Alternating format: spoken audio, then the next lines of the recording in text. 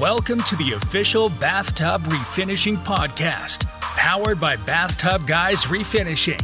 This is where we discuss the refinishing industry, interview owners and operators, and give tips to customers and entrepreneurs. Now, here's your host, Daniel Montalvo. What is up, everybody? Welcome back. It's been a while, honestly. I haven't done one of these in a couple months because we've been really busy with a Cabana Bay thing, and it's like very grueling and very like tiresome. But I have our first, well, aside from my brother Alex, but our first in-house podcast guest. Go ahead and introduce yourself to everybody. Hey guys, so my name is Jonathan. I own Perfect Surface Glazing, finishing company work out of the Tampa Bay area, but we're located in Dade City. Okay. About an hour and a half from Orlando. We've been in business a little less than 2 years now. I'm the owner operator. I have one partner, and that's my father, who runs my sales, scheduling, and marketing. So fairly new company. I came across the podcast because I was listening to your podcast while refinishing a bathtub. Mm-hmm. I was like, man, I got to hit this guy up. That's like, awesome. This is cool. This is a unique thing, and I wanted to be a part of it, honestly. That's awesome. I'm glad because like we were just chatting about, and I can go deep into it, so that's why I'm like, let's start recording because I got plenty of shit to say. Yeah. It's so weird with this industry how people treat like each other, and like they don't want to share the knowledge for some reason. It's like they have this fear that like there's just not enough for everybody, which is it's just a dumb way of thinking because like we were texting back and forth like. The more that people know about the industry in general, the better for the industry. Yeah, so. Exactly. I mean, and it's easier to produce refinishers that way. Yeah. The growth for everybody is hard right now because of how much work it takes to produce, a quality refinisher. Yep. It takes time and experience. And and not many people know about it. So if you don't even, we're dealing with that. Trying to find people who are interested in learning this. When I found out about this industry, I was unaware of it. I found out of it out of an opportunity to start my own business and learn a new trade, and some of my family did it. But I had no clue that bathtub refinishing was a thing. Yeah, and it's really like, I don't know. To me, it just makes it seem like that's what I was saying. Like the reason I started this is like, if I feel like if I don't do it, eventually this industry is going to die. Because the thing is, there's so much advancement in other industries. Like, you see how fast they're building, like, apartment complexes and houses nowadays. There's going to come someone's going to invent a tile that you could just take off and then just pop a new tub in there. Like, things are going to happen. And if we're not advancing the industry, like, as a whole, it's going to become stagnant. Like, I love Midwest Chemicals products, but in my eyes, the car industry is on another level. Yeah. Epoxy flooring and epoxy countertops are on another level. And part of the reason is, there's not enough new minds in the industry in general, not even in the coatings and all that stuff either. I agree with you. Because from an aesthetic, I've had clients who want to have epoxy done. Yep. Because of that look that you can get. Mm-hmm. And, I know with the skills of refinishers have, we could easily create those looks if we found a way to get new types of products, if we found people to manufacture these looks and an ability and a way to incorporate it in what we already do. Yeah. And one of the things is like, the preparation process for the bathtub refinishing industry still is pretty grueling, and pretty, you have to do everything by the book or else it's just not going to come out right. There is other things painting cars is a little bit more forgiving in a lot of aspects, where you don't have to be as careful because you could just come and wet sand all the mistakes off and stuff like that. And then I've seen the epoxy countertops and they just get a heat gun and all the bubbles come out and it's like they don't even have to be that careful. I know, dude. And when you and Trinidad were talking about that. The ability for a bathtub spray to do what we do, I really look at us as artists. Yeah. The way we can hold that gun and create a finish at the angles we created, you guys were 100% right. I could spray a panel standing in front of me. I mean, I paint kitchen cabinets as well. paint a kitchen cabinet door all day, every day, flat.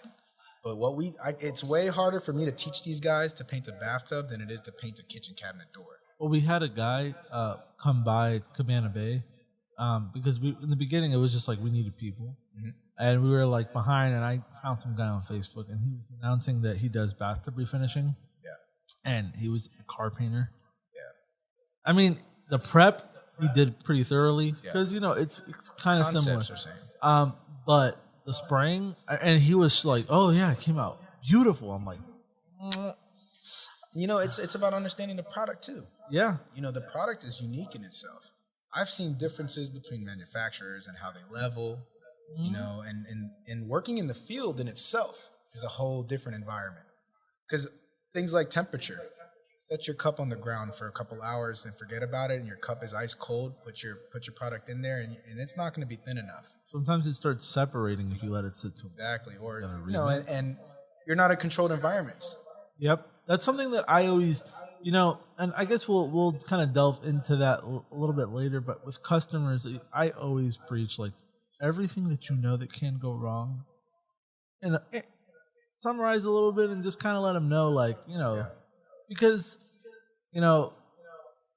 like, nobody likes surprises, and that's a lot of the times people get bad reviews or people, like, get upset is because people don't communicate or they give false expectations. Yeah. You know what I mean?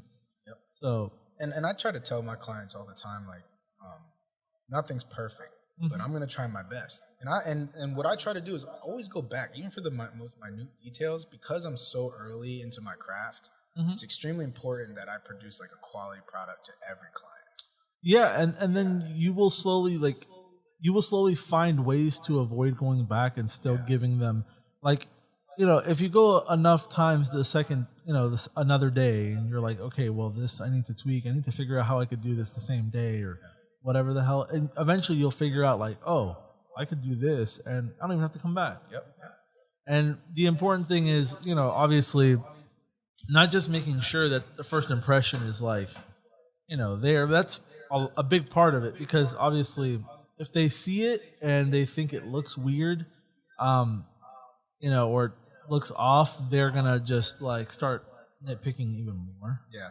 But I always preach, like, to my guys and everything, to get in front of it. If you see a grout line is off or something, be like, hey, this let is them know, yeah, exactly. And when I first started, I'm like every refinisher, I made mistakes. Oh yeah. A lot of mistakes. And so those mistakes that I made in the field and had to deal with the client and inform them and pretty much tell them, like, hey, I screwed up and have to come back. It kept me from making those mistakes again. If I just hid them, maybe run in the corner and not say anything, I'd probably get away with it, but I would never put myself under enough pressure to get better as a refinisher. Yeah. So that kind of helped me, because a lot of what I learned with self-taught experience in the field, going back from my mistakes was actually beneficial for me. Yeah, and that's one of the best things.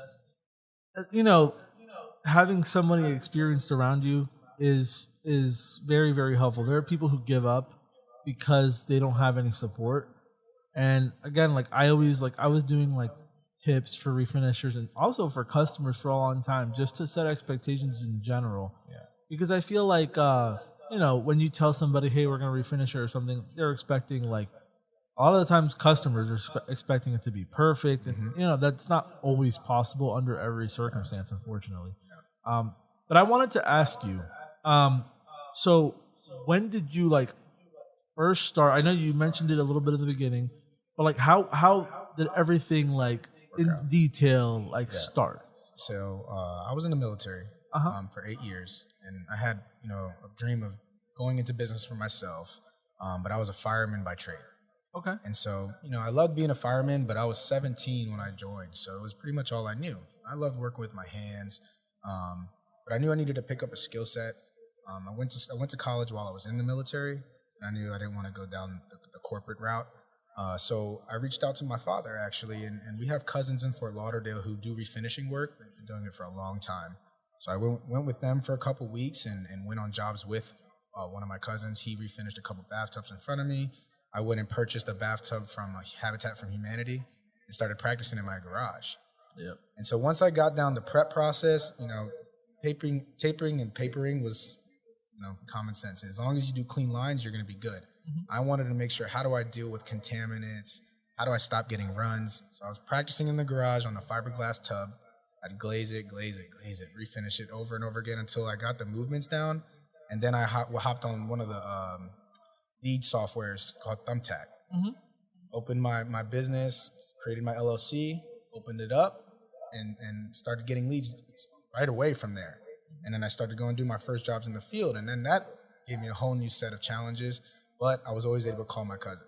That's very important, having support. Exactly. Yeah. And it was great. Without them, there was no way I was going to be able to do this, especially coming with no experience from the military. But I had 15, 20 years on the phone at one call away. So I'm really blessed that they were able to pretty much keep me in business and keep me moving forward through my mistakes, because there's not much content on the internet for these questions. I would go crazy sometimes. Sometimes I wouldn't want to bother them so much. Because, in the beginning, you call with a million questions. Hey, what do I do about this? How do I... Just the smallest things. Just remind me one more time how much catalyst. And they're like, whatever, do this. But I was always searching on YouTube, how do you fix a run?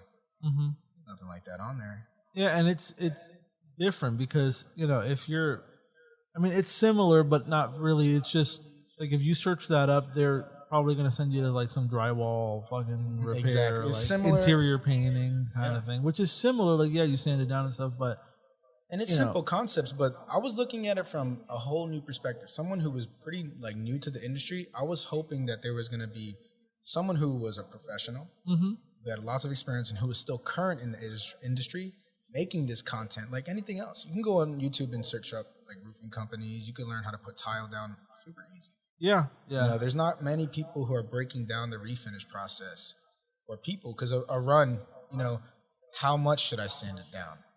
Little details like that, to where it's what completely grit to use for this without damaging it. Tips and techniques, so you don't have to make those mistakes yourself. Because I learned, maybe use a little bit finer grit, because I'm just jacking up the finish over here. And the thing is all right. So my story is a little different because my dad did this for a while. Yeah.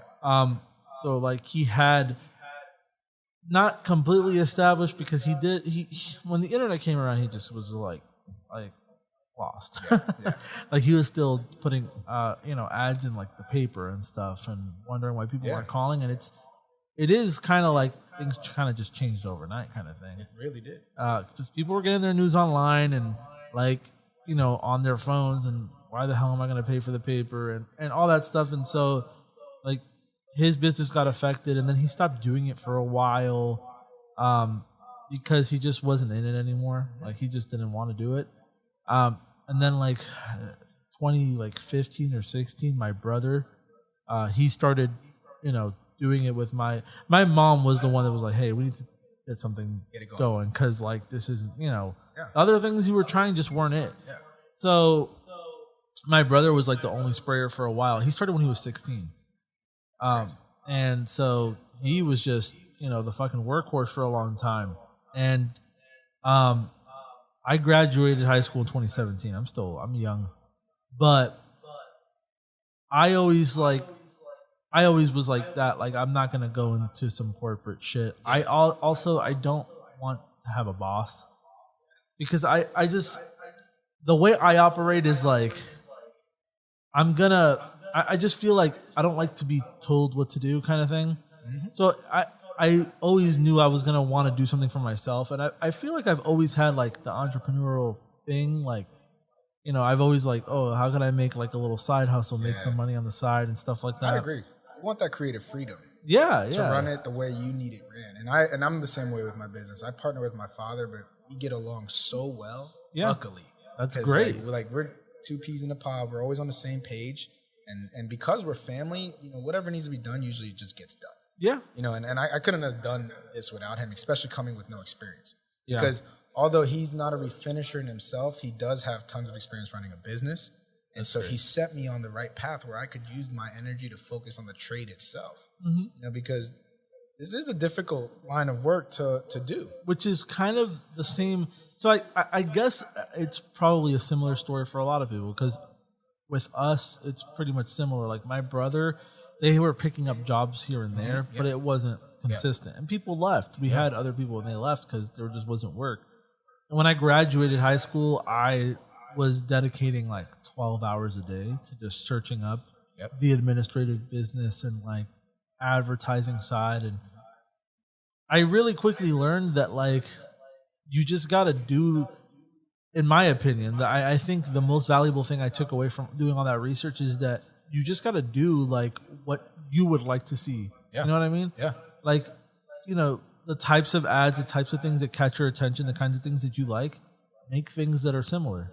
And there are other people that are similar. And frequency. Like it. Yeah. And frequency, being consistent is what I've learned with marketing.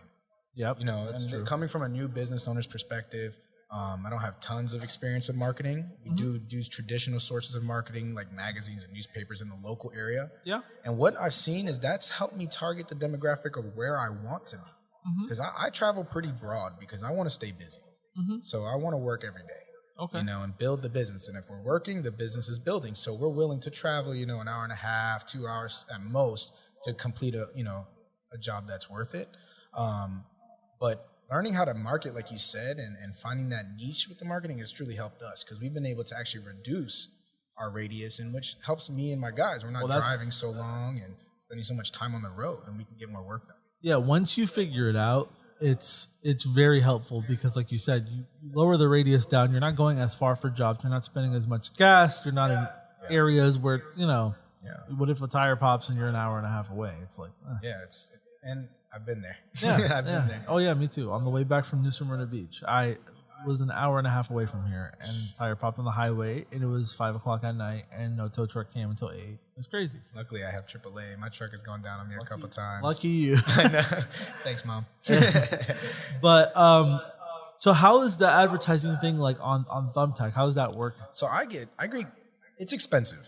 Yeah. You know, it's expensive. You pay say average bathtub leads on me around $10.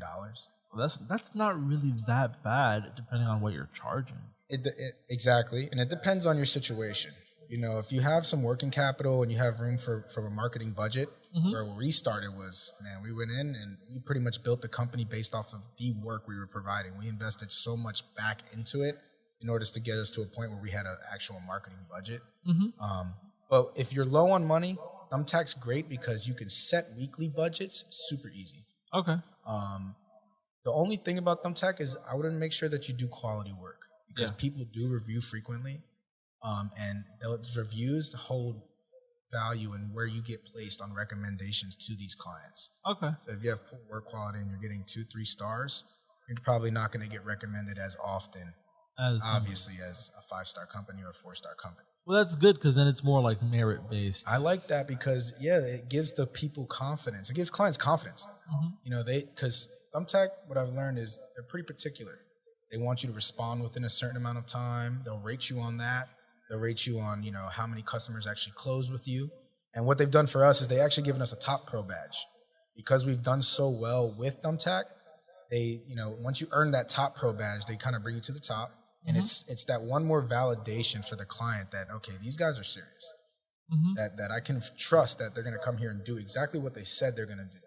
And that's where I get the benefit from that platform is, but then you spend a little bit of money on that to get that reassurance. So that's where traditional marketing for a small business I think works well too. Is the magazines will pay maybe $300 for a monthly spread, a small magazine in our local area, and I'll get customers from that easily, and the return on investment is much better for us. I think that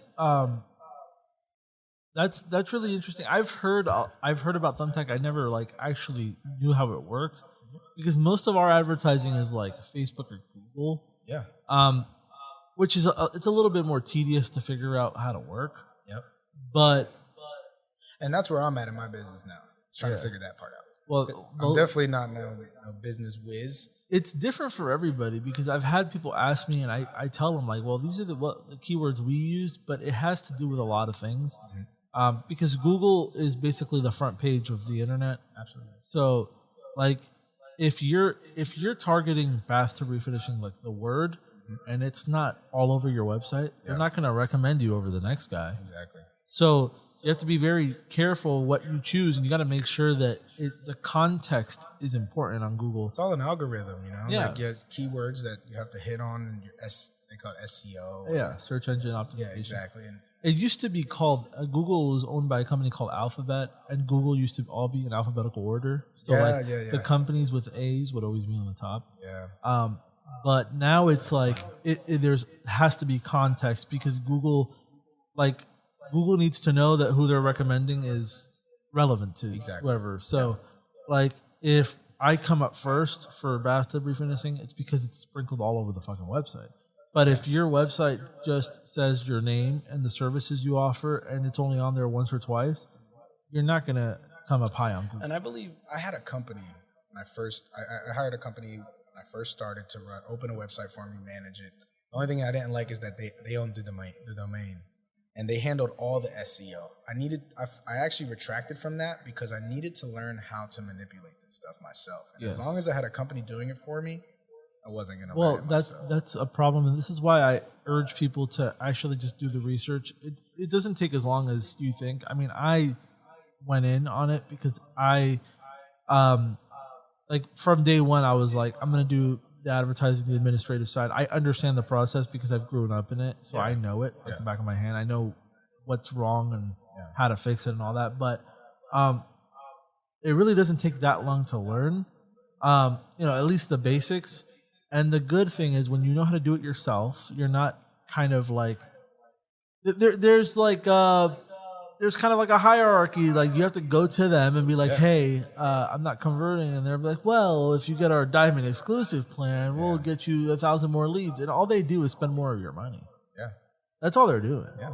It's the same thing. Like on Google Ads, they have the same keywords, everything that's been working, but they're constantly tinkering with it so that you'd be like, hey, I need more because it's been working. Yeah. And then they'll be like, yeah, you pay us $50 extra. We'll put $10 more in ads.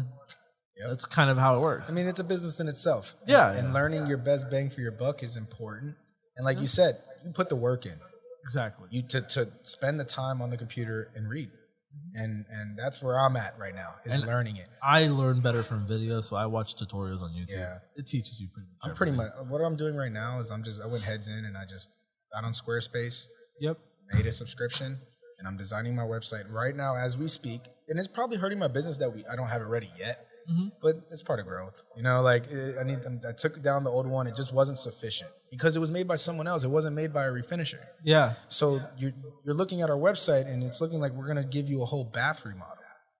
And I wanted it to be, I wanted to show the client exactly what they're going to get. And you and Trinidad talked about was people aren't showing their process. Like, I think that Instagram is key. That's why I like to do a lot of time lapse. I like to be honest, this is what I'm doing. I'm spraying this. I'm wiping it this way. This is what I'm going to do to your tub if you hire me. So come take a look. I have nothing to hide. And this is what it's going to look like when it's done. So what's some of the biggest challenges you've had so far? Like as far, anything from advertising to actually the process, everything like that? The process in itself was the toughest, I would say. Creating an actual glass finish. Mm-hmm. We can make tubs white. You can make a tub look shiny. Refinishers know when a tub's been done right and when a tub's been done wrong. Mm-hmm. It was running a business, getting clients, but also learning to become a true professional at this craft. That was the hardest for me. Because of the way my business is set up, I always had the support on the marketing and sales end from my father. So I'm kind of lucky in the sense that was my only big issue.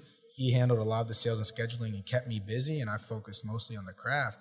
But I would definitely say my biggest issue was getting it smooth as butter. Mm-hmm. Learning how to see those contaminants and that dust. You might not always see it, just when that first glance. It's really knowing, let me get in there, let me take a light to the side and see if I see something from a different angle. Because once you spray that first top coat, too late now. Yeah. And so what is your process for people that might be wondering, because you seem like you got it down pat. I've talked about our process, and I'll run through it after. But and that's another reason why I came, because I would love to hear your process to make sure that we're all doing great work. Because I only know my process. People aren't as open as like you say. Yeah. I'm not talking to a lot of refinishers and they're telling me all their secrets. Oh, yeah. I will tell anyone my secrets because you're probably doing the same thing. Well, my secrets aren't secrets. Exactly. So that should be the mindset. There should be no secrets. But I start off, introduce myself to the client, why I'm here. They booked us, so they obviously know. We'll go into the bathroom, and the first thing I'd like to do is take a look before I start anything. See if there's any unexpecteds. Mm-hmm. If I had to make some chip repairs or some crack repairs, if there's a leaky faucet at all and I have to re-divert the leak. And once we get over all that and we figure out the details, I'll go in and first thing I do is clean the tub and then apply my etch. Okay. And let it sit while I go get my, I scrub it in with a brush to get every surface of the tub covered. Mm-hmm. And then I let it sit for about 25 minutes while I go get my gear ready. So I'll go back to the truck, let that sit for like 25 minutes, come back, clean it all off, dry it up, and then I'll begin the prep process. I like to do all my taping and papering first because I like to work in the tub. Okay. It's easier on my body. And I'm sure that you guys know, bending over on your knees all the time, I like to sit on the tub because, I'm maybe doing 2-3 tubs a day. And, if I could save my back and my knees a little bit, I'll do it. So I like to prep my tub first around the outside, sit on the edge and save my body. Once I have the prep up, that's when I begin the prepping of the surface. Okay. So after I etch it, I'll clean it. I'm always vacuuming it because I try to eliminate dust as I go. And then I begin sanding. If I'm doing a porcelain tub, I usually sand it with a 60 grit immediately because I want all contaminants, all soap scum, all that off as much as possible. So I try to hit it in steps. Etches first, sanding second, and then my deep clean wiping is my last. And right before I spray, I'll give it a tack wipe just to get any extra dust that I may have missed to the visible eye. But yeah, after I get the sanding done and vacuum up all that extra dust, I'll give it a quick wipe with lacquer thinner. I think lacquer thinner does a great job cleaning the surface of the tub before spraying. Okay. And then I'll come in and start my spraying process. Okay. So, and then do you, when you're doing like the primer, do you tack in between coats and everything like that? Yeah, always. And that's a lesson I learned the hard way. Yeah. It's because I didn't have that oversight right behind me for someone to tell me that. That was one of those lessons I would call my cousin like, dude, why is my tubs coming out bumpy? I'm giving this thing love. I know I'm prepping it right. And he's saying, well, you're probably not thinning your primer enough. You're not going to achieve a smooth finish. And he's like, are you tack wiping? I was like, what's tack wiping? And so he explained it to me, and ever since then I started using that, and now my finishes are super smooth because of that. It's weird because I've noticed, it is just like a quick side note, like the primer, the aerospace primer has been coming like super thick lately. Yeah, so like, you're right. We used to not have to thin it. Yeah. What do you thin it with xylene? Yeah, or sometimes I use the medium reducer. The Midwest sells. Okay. Yeah, I've been thinning with xylene, and I get pretty good xylene finishes. Is fine. I mean, really, the medium reducer from Midwest is xylene, but it has something else in it that helps it thin like a little bit faster. Yeah. Because xylene, like pure xylene, is a slow reducer. Mm-hmm. So in certain temperatures, you gotta kind of adjust. Yeah, and then that's what I've been learning now too. Is sometimes when I have issues, I actually will let my turbine sit on my cup. Oh yeah, and let it heat up. Let it heat up because sometimes I don't want to keep reducing it because once I spray it, it's too watery. And then risk runs. So I've learned to be a little bit patient, trust my process, and learn to make adjustments without putting so much solvent products. Yeah, you really don't have to thin them that much. Yeah. And even though they recommend like 2 ounces, you don't ever really have to put that much because the thing is, if you read the label, there's already thinner in it. Yeah. Because I don't know if you've ever, Midwest is right around the corner. Yeah, I know. I go all the time. That's where I get my product. Okay, so what have you ever seen them mixing? From afar, like kind of where you pick up the product. I kind of watched. One day I was there, my order wasn't ready, and I sat there and I watched. And the solids come in like a giant barrel, and they put these gloves on. They come up to here, and they mix it with their hand. So like, they need to like mix it together, and then they put a thinner in it to keep it liquefied. Yeah. And on the bottles it says that it has xylene. Yeah. The reducers are in there already, so. And sometimes it does thicken up anyway, but you know, there are some times where you really don't even have to thin it. And if you're doing it, and like, especially during the summer months here, you're risking running for no real reason. Mm-hmm. Now, the primer, I would say, is the exception to that because sometimes if the primer is kind of chunky or thick, it's even if you mix it, you're not getting it like thoroughly mixed. I never have to reduce my top coat 2 ounces. Yeah, no. I love how the top coat levels. Once you get it dialed in, it's great. But the epoxy, sometimes that's finicky. But the epoxy to me is more forgiving. It is. You know, so that's my chance to I'll spray, and a lot of times I can tell if my gun's spraying correctly once I lay that primer down. I'm like, okay, at least I can work out that kink before I lay down this top coat. You know, if I do have an issue, but I like Midwest Chemicals products. I do too. I think, but I do think, and I talked about this with Trinidad. I think that there's too much made about the products. There's different products, but most of them are pretty similar. There's industry standard stuff, and I always see people say things that make me laugh. Like Hawks is great, but top coat sucks. And I'm like, they're made by the same people. I don't know if you guys know that. Well, if you understand how manufacturing and distribution works, you'll know how these products get around. Well, yeah, and then for the longest time, Refinish Bath Solutions that sells the EcoPel stuff, they used to sell Midwest stuff and just private label it. Yeah. And I use another manufacturer out of Tampa, distributor, I believe. I'm not sure exactly how the operation goes. They make the product themselves or if they purchase it. Called J&O. Okay. So I just wanted to put that out there because I was a Tampa guy looking for places to get product, and it's not that out there. Yeah. So all my Tampa guys. That's another thing that's surprising. How do people figure out where to get product other than there's only 2 or 3 when you search up bathtub refinishing coatings? Yeah. Top coat's the only one that comes out. Yeah. That was the first one I saw when I even Googled the industry. Yeah. And I almost went to their class because of it. Sorry about that. You're good. Just because I was looking for any way to get better, I was like, I need a class. And I'm thinking, there's got to be more guys. There's got to be closer. Because we're in Florida. I was like, there's nobody in Florida giving classes. Yeah. Sorry about that. The freaking water. But I'm sure there is. I'm sure there is, guys. But that, like you said, that was the first one to pop up. There was one called Tub Doctor or something like that. I think that's what they were called. No, Tub King. Tub King. And they're the ones that my dad used to send people to when they would ask because they would teach how he teaches. Mm-hmm. But my dad doesn't. My dad did classes for people who were coming to work here. Yeah. People who literally had no experience and didn't know what to do. And the way my dad teaches is very, very unforgiving because we don't use the air control valve on the guns. Okay. We take them out and then we connect the air to the top. There's always air coming out. It doesn't close. Yeah. And the reason we spray like that is because we do a lot of commercial. Yeah. And if you have constant air pressure and it's always at the highest air pressure and you learn how to spray like that, your 1 coat is 2 coats. And your 2 coats is 4 coats. Gotcha.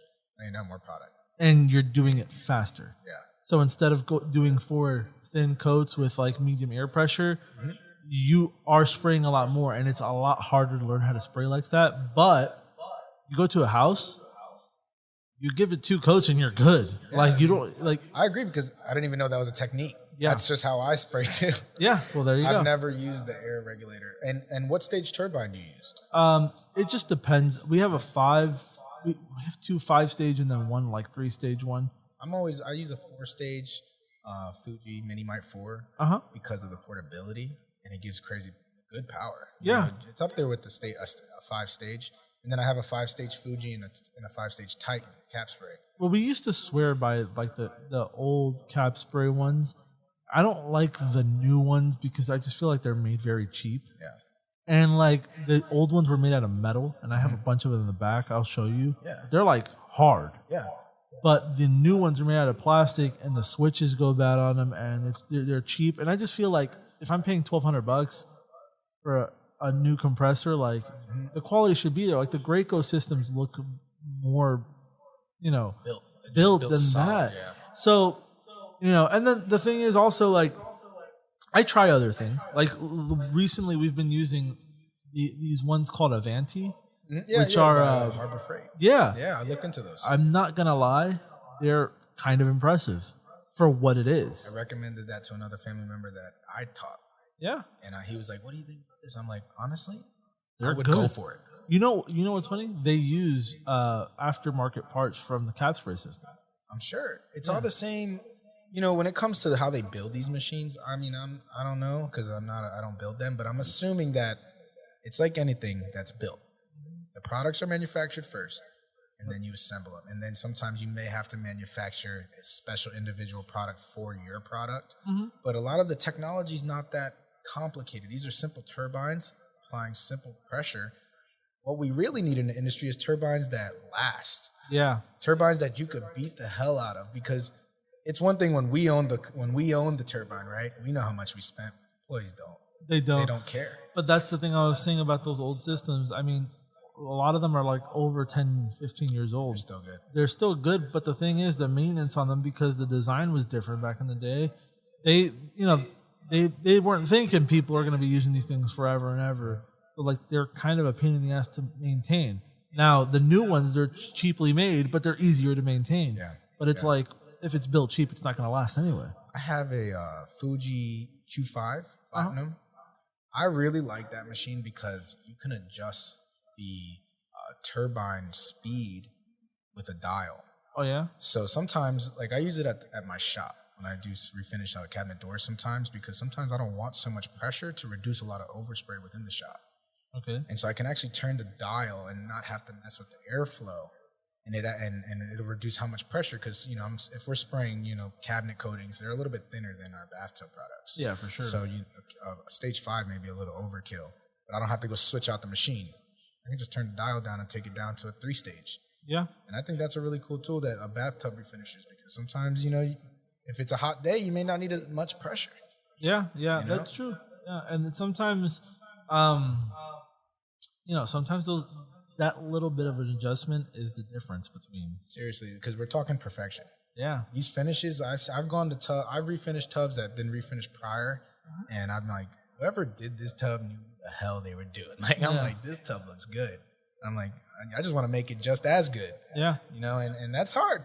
Because a well done tub, and when a refinisher tells you your tub was done well, And what are what's like a big nightmare that you've had with a client? Because I know we've all had those. One that was like, dang, man, like that shouldn't have happened, or a screw up kind of a thing. Oh man, I had a guy fall in a shower after he refinished it. So and he didn't. I mean, he was a great guy. He just made a simple mistake, and just trying to reach that top corner, that last little, and his foot slipped, fell into the finish. Floor, all of it messed up. He came out covered in top coat, and he calls me, and I'm like, tell him what happened, and we'll go and take care of it. It wasn't much of a nightmare, but I was like, wow, it's just crazy. I mean, there's always, he put love into that shower too. That's the worst part, is when he refinished it. It was looking amazing. At the very end, I had a technician named Gene, which he's not here anymore for other reasons, but he was really gifted, a gifted sprayer. Yeah. And so he did a fantastic job constantly. But one day, he went with somebody who was new, and while he was cleaning up and stuff, because just to put it into context, we don't re-grout. I don't do it. No, I don't do it either. And I also tell the customers, hey, you're missing grout, there's cracks in the grout, you're going to have to grout it before, grout it after with white grout or silicone or caulking. Yeah. I'm not going to do it. And so she was pointing out a little line, and he put his hand on the tub and went and reached for it and was like, oh, is this what you're talking about? And she's like, isn't that wet? And when he lifted it up, he took all the top coat with him. He's covered in top coat. I mean, I've made those mistakes. I've been tearing down prep. Oh yeah? And paper will just, I'm like, oh God. Yeah, that hurts. That hurts. It hurts when it's something very dumb. Yeah. Or when a customer is the one that touches it. Oh my God. Yeah. I had one time a client was like, hey, there's a blue stain on this tub, and I'm like, where? They sent me a picture of it, and it's clearly a stain from some jeans. Yeah. And the thing is, I was like, I'm gonna go back over there right now. He's like, okay. He still had the white stain on his jeans. And I was like, you didn't? He's like, no, I would never. I'm like, okay. That's great. It's like there's the saying, the customer's always right. They're not always right. They're not always right, and there's a lot of know-it-alls that I and it's not everybody. Like I'm very respectful to the customers, and if they have legit experience, but it's always the car painters for me. Yeah, they're like, "Oh, I know how this goes," and it's like, but yeah, I get stuff like that all the time. One time, a guy, he requested like a warranty claim, and it was similar, like the grout line thing. Mm-hmm. And then, but he like reversed the check he gave us, and I got a call from the bank the day it happened. Yeah. Like, and we were already over there fixing his like bathroom. Yeah. And I was like, what's up with this? And he's like, oh, well, I thought you guys weren't gonna come back and all this stuff. And I'm like, well, I can't give you a warranty if you haven't paid, my guy. Yeah, right. I need the check, brother. So he was like, he started getting really defensive. I'm like, all right, I'm just gonna leave. At that point, my guys had sanded like 3/4 of the bathroom. Yeah. It was one of those tubs with tiles everywhere. Yeah. I just left it like that because he had no intention of paying. I was like, I can't take another check because I don't believe that you're gonna like the fact that you would do that and be like, hey, just so you know, like I've had that happen where customers like, I don't know if you're gonna come back, so I'm gonna, just to be safe, and if anything, I'll pay you in cash once everything's right. But people lose sight that we're people. Yeah. Like, I mean, we're companies, but we're people. Yeah, and the thing is, it's like once they take the money away, it's not like it's not all about the money, but once they take it away, it's telling me like, okay, is there going to be a scenario where we finish it, everything's perfect, and he's unhappy with it again? And then I'm just going to, at that point, it's like once you're coming back to a job 3 times, you might as well just call it.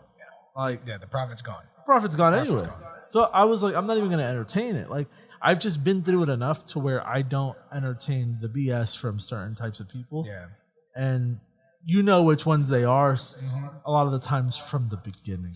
I tell my guys, you don't want to come back. Just do it right first too. Exactly. Like true. Don't try to hide it because this sucks worse. Yeah. And we go back together. We're a small company, so I had 2 technicians who were spraying and 2 preppers. Mm-hmm. Now I'm down to 1 technician for the holidays, and you know how things go. But we all go back. I'm not gonna go handle all the repairs, and you can just we're gonna go. I want you to see what you did, and we're gonna go fix this together. And what it taught them was, I don't want to go back. I'd rather just go start another project. And one of the things is it's very tricky, and that's part of the reason why now, like that was the last time that I did a job without. Now I put a disclaimer that's gigantic on paperwork. This was years ago, so it was when we were first starting. Yeah. About the grout situation, because it was a grout thing. We tried to cover it with caulking, but then they started pointing other things out and all that stuff. But at the end of the day, like ever since I did that, I just get a better quality customer that understands, like, hey, this is part of the process. This is not perfect. Yep. And like we barely ever get people complaining about that anymore. And it's honesty. Yeah. I mean, we're not going there and giving you like a new shower. We are refinishing the current shower. Yeah. And if you want to take the time to fill every crack, sometimes I do. Yeah. I really read the client. And I also sometimes will go the extra mile for a client that's, easy to work with, cooperative, makes it easy for me to get in and out of the house and doesn't give us a hard time. If there's a couple of grout lines that are missing, I'll caulk them. But I never state. That's crazy. I never stated that like all your grout will be perfect, because it's impossible. Yeah, it is. Like you said, sometimes it's crazy, and you're going to be here all day. I've gone to houses where the tiles are held up by silicone. Yeah. And then you're removing it, and the tiles start coming loose, and I'm just like, I went back to a fiberglass repair, actually yesterday morning, that I did, because he said it was cracking. And what ended up happening was, it was in a mobile home. The wood underneath that supported the fiberglass rotted, and so the coating was cracking because of the fiberglass flexing from them putting their weight down. Okay. And so the coating I applied on top was hairline cracking due to all the flexing of the fiberglass. And so I was like, look, technically, the patch is done, and it worked. I was like, it's just that you have bigger issues here. But instead of just blowing him off and telling him it's not my problem, I'm going to go back, and from another refinisher I actually found on Instagram, I'm going to give it another fix that I picked up off of some other refinisher, which I'm going to give them a shout out today, because they answered my comment, and it actually taught me a new skill on how to apply the 4-pound urethane foam underneath the fiberglass and add some support, shave it down, seal it back off, and help this client out because they're too old. Yeah. You know, and it's going to cost them a little fortune to replace that fiberglass. So although it's not my responsibility, I do care about my clients because for sure. I mean, they feed my family. So yeah. And I always, it's not like, it's more like, you know, there's a certain type of client and those are the ones that I'm talking about. But obviously, you always want to have good customer service. I always go back. Yeah. I do a lot of courtesy with warranty stuff, even if I know that they messed it up. Yeah. But I always make it known that I know what happened. Yeah, because it can get out of hand. Yeah, well, because you'll have the person that's calling you. I had a lawyer that we did a job for like 2019, and he was kind of just dirty, and he never cleaned his bathroom. And he called us like 4 months in a row without fail, like, "Hey, the shower's staining." Yeah, and it was just dirty. Like you would like grab your fucking finger and just go like this, and it would just come off. Yeah, I would never go do something like that. And then, so at that point, I was like, I'm not going to come here anymore. I'm sorry. And then he's threatening to sue me because he's a lawyer and all this stuff. And I'm like, you need to report to your law firm that you're just trying to like screw. Trying to flex. And then he blocked me and then just like stopped talking to me. It's also like, what was it, a bathtub? It was a shower. The shower floor, you know how like the grout lines were, they're covered? He's like, oh, let's keep staining on the floor.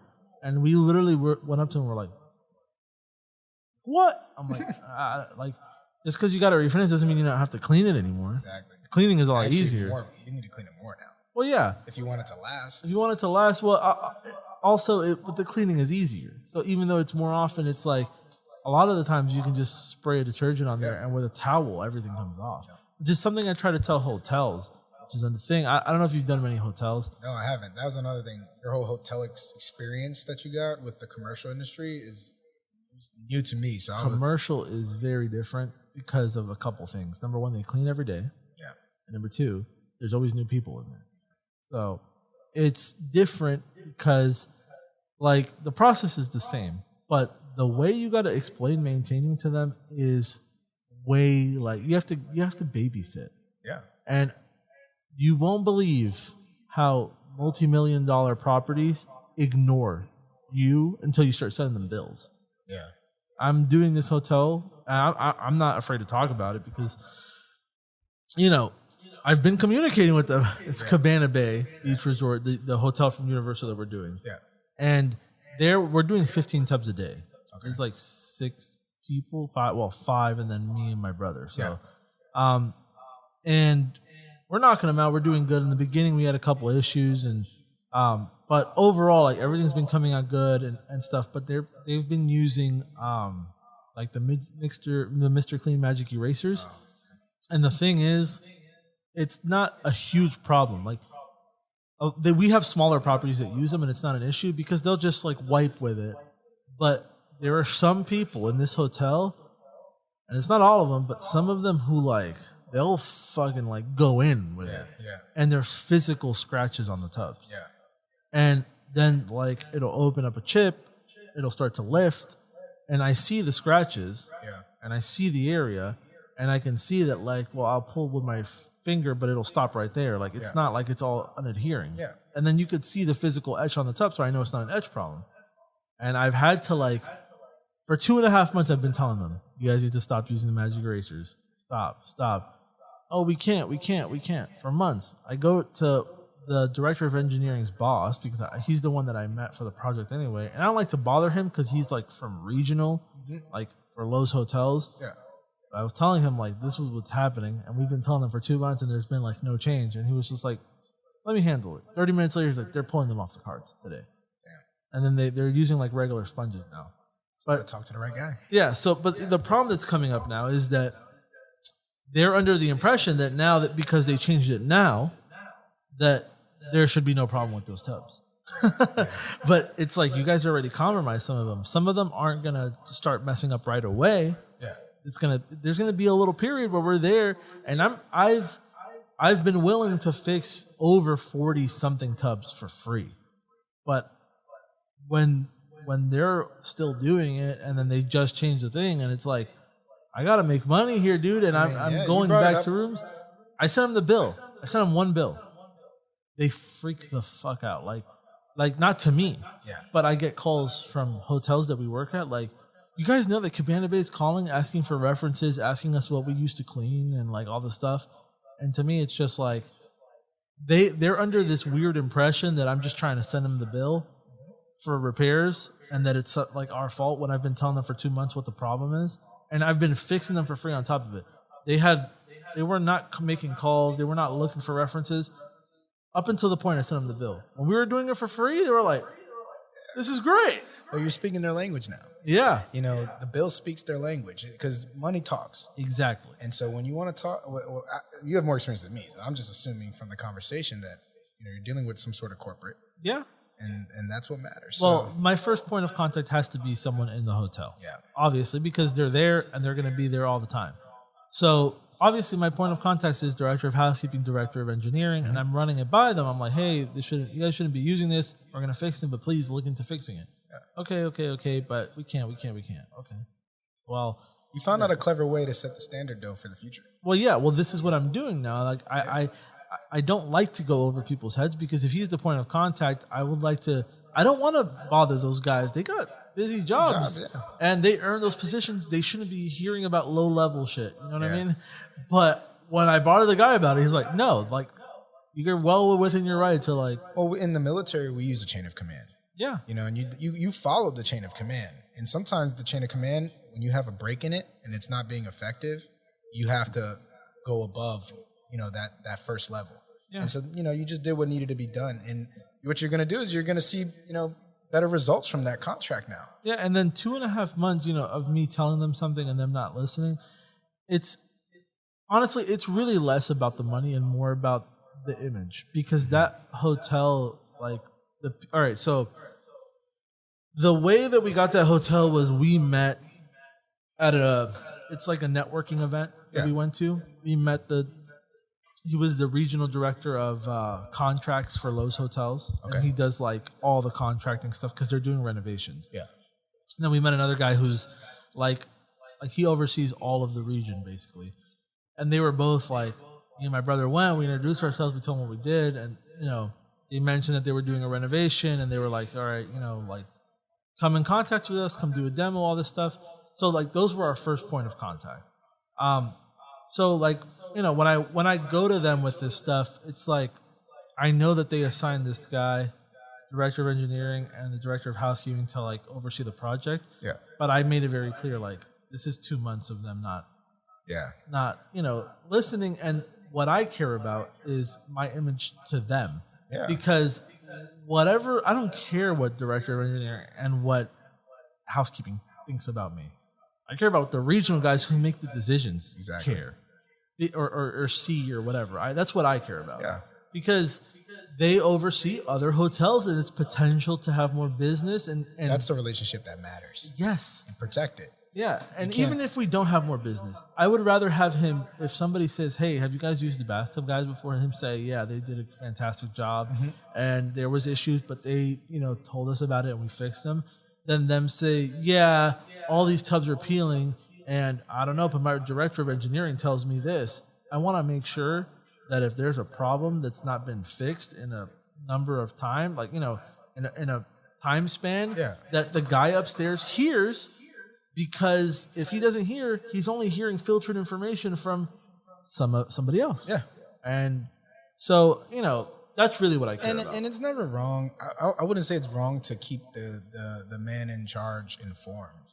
Yeah. You know, like, obviously there's a break in communication somewhere. Yeah. And you're here to do a job. For sure. You know, so you're trying to make sure your end of the bargain comes out correct. So I feel like you did exactly what needed to be done. And I think you're kind of setting a tone in the industry. You know, because I'm sure there's other guys getting commercial contracts. Yeah. You know, but you're the only one talking about it on a podcast. Yeah, and I don't care about talking about our mistakes or their mistakes and what happens. Like, in the grand scheme of things, it's not a lot, really, because even if there is 40 tubs peeling, it's like out of 400, and all it really takes is one person who's being a little too crazy with the magic eraser. Those housekeeping people clean 15 rooms a day. If they do it for 5 days, guess what? That's 75 rooms a week. And you fixed them. Yeah. And I'm fixing them. They still got the product that they paid for. But now they know. I'm sending them a bill. Like, exactly. And so I think we came to an agreement that what we're going to do is going forward, when I see something with scratches, I'm just not going to touch it. I'm waiting for their approval because I'm going to charge them. And if we can't agree that these physical scratches, which are on our warranty, like if we can't agree that I charge you for this, then we'll leave it to the end, and we'll come up with a solution towards the end of the project. But I can't pull my guys that aren't at the project in to do something for free if it's not actually our fault. Yeah. And there have been some that are our fault, because when you're working in scale, it's very hard to determine. And not just that, the process is difficult because, like, all these rooms look the same. There's so many of them. Mm-hmm. You're in this hallway every day. Like, the room numbers start getting jumbled, and like, you might miss the etching one. Yeah, it's not like super common, but it might happen. And if it does happen, we know. Well, I'm sure the more you up quantity, you obviously are going to have to reduce quality. Yeah, well, up to a certain, like, there's a, so not entirely, because if you have the people, then it's not an issue. Yeah. You know what I mean? It only happens if you're trying to do everything yourself or with one other person. So how do you manage your oversight? How do you, like, with your guys? So we have 5 people that do the actual work. Mm-hmm. Everybody preps 3. Okay. Start to finish, which is not crazy amount of work. Yeah. And then the sprayers spray. So I have one guy that shoots primer on 15. Okay. And the other guy shoots the top coats on the 15. Okay. So that's the way we control the quality. In the beginning, it was kind of hard to find that balance, because our original idea was, all right, we're going to have 3 sprayers, we're going to have 3 preppers, and they're each going to ride together, and they're each going to prep 5 rooms each. It sounded good on paper, but in practice, it was just hard, because the sprayers tend to be the guys that have the most experience. Yeah. And then on top of that, they're spraying. Yeah. So they'll prep 3 rooms in the time it takes the other guy to do 2. Yeah. And next thing you know, he's doing a lot of prepping and a lot of spraying on top of it. Yeah. So the way we broke it down now is that everybody's cohesively doing less work. Obviously, the sprayers have to do a little bit more because they have more experience, and that's also why they get paid more. Yeah. So they're, exactly, they have more responsibility.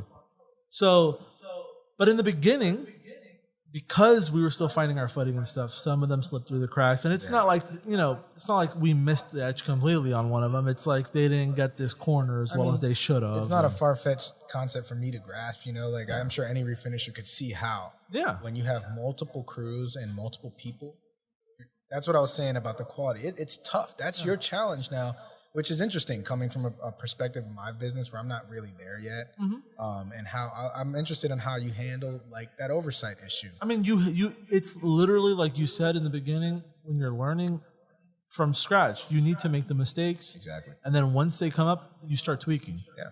Because 1,800 rooms is a lot of rooms. We've been there since October, and we're about 400 and something rooms in. Yeah. I mean, we still have 80% of the project left. How did you project timelines when you contracted out that many rooms? Do you have a lot of experience doing jobs this size?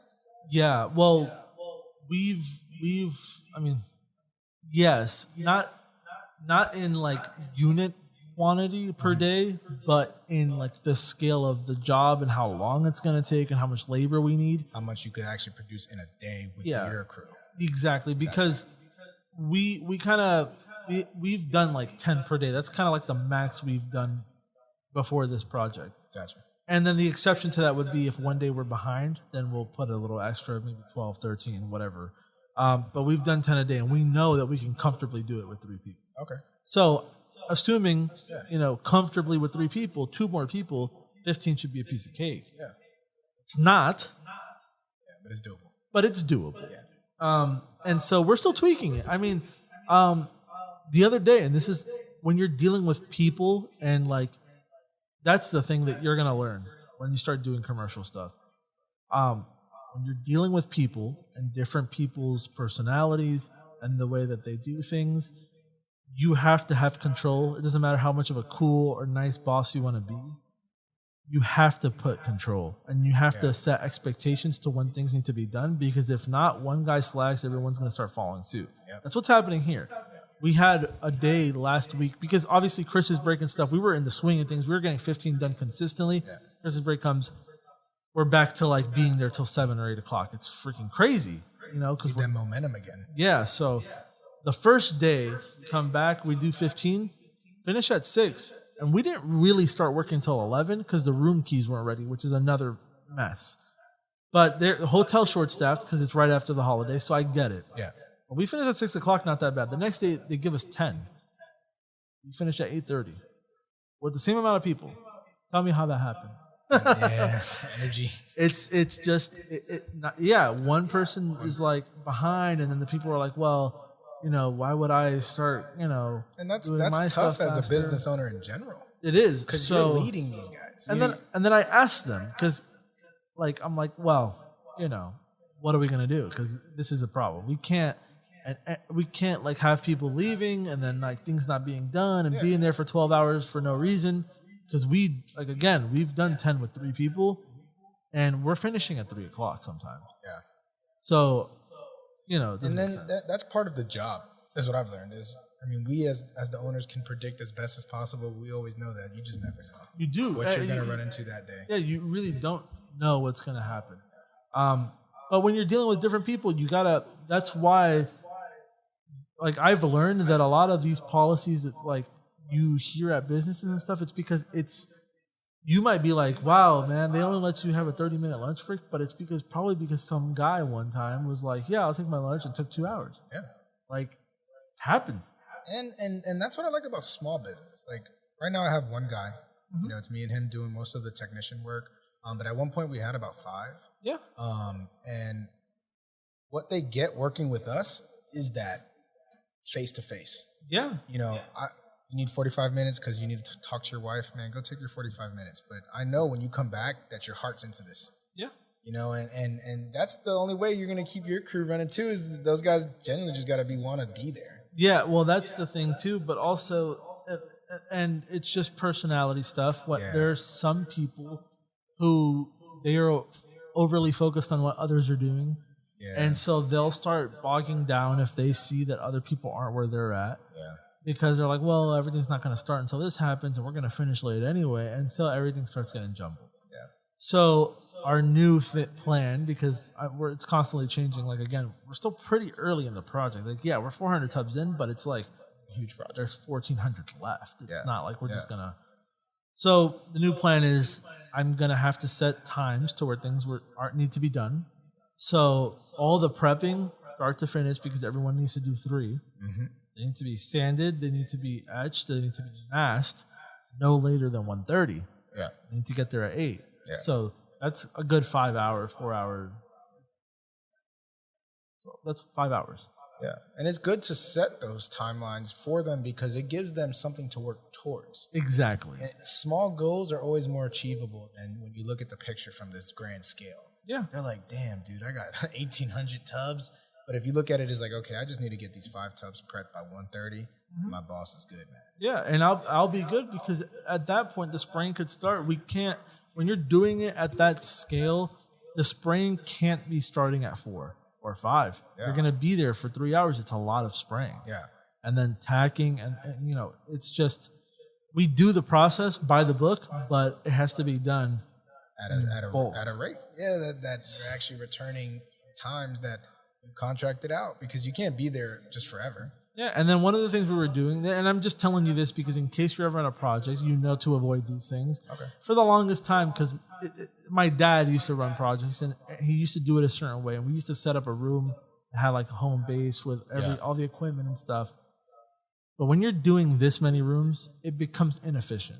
Yeah. Because if your home base room is on one side of the hall, and your last guy's rooms is all the way on the other side, 15 rooms down, every single time he needs something, he's got to walk all the way over there, all the way back, and it just becomes very tedious. Also, they, you know, because the home base is so far and they got to put stuff back, they tend to just leave things in the room, and you'll start finding things that shouldn't be there, and it just becomes unorganized. So do you do the spraying yourself, right? I don't. My brother, he used to be the only sprayer, but now we have 2 sprayers, and he kind of oversees them, or he'll step in. So he's project manager. Yeah, and so like I don't do the spraying myself. Okay. But now that what we're doing to just manage the project is everyone's gonna get like a crate, has wheels on it. Yep. Everything that you need to prep your tub is gonna be in there. Yeah. There's gonna be no more back and forth. That's another thing that's gonna cut down time. Efficiency. Little steps in efficiency like change the game for you. Yeah. And you don't realize, especially when you're doing all the work yourself. Yeah. You start like, and that's why I asked, because you're coming at it from a different perspective. You're not actually applying the finish. You can look at the inefficiencies in the process. Yep. So you're looking at it. He may be solely focused and, damn, dude, why do I got to walk 100 feet? But that's not for him to worry about. Mm-hmm. That's for you to worry about, and you've come with solutions.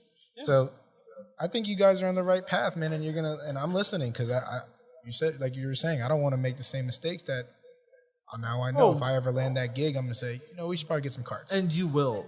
Like, there is so much opportunity here in Florida in general, but Orlando, Tampa, all those areas are like heavily populated. There's hotels. Yeah. And you will one day land something big, and you need to know like things to avoid just from the beginning. Like, and there are certain things that like you got to account for. Don't sell yourself short just because it's a big gig. Yeah. Charge what you need to charge, because at the end of the day, man, like the hotels, they'll bitch and moan all they want, but they'll happily go spend $1 million on a lobby renovation. Yeah. That people are going to visit once a day, if that. That's how they stay rich.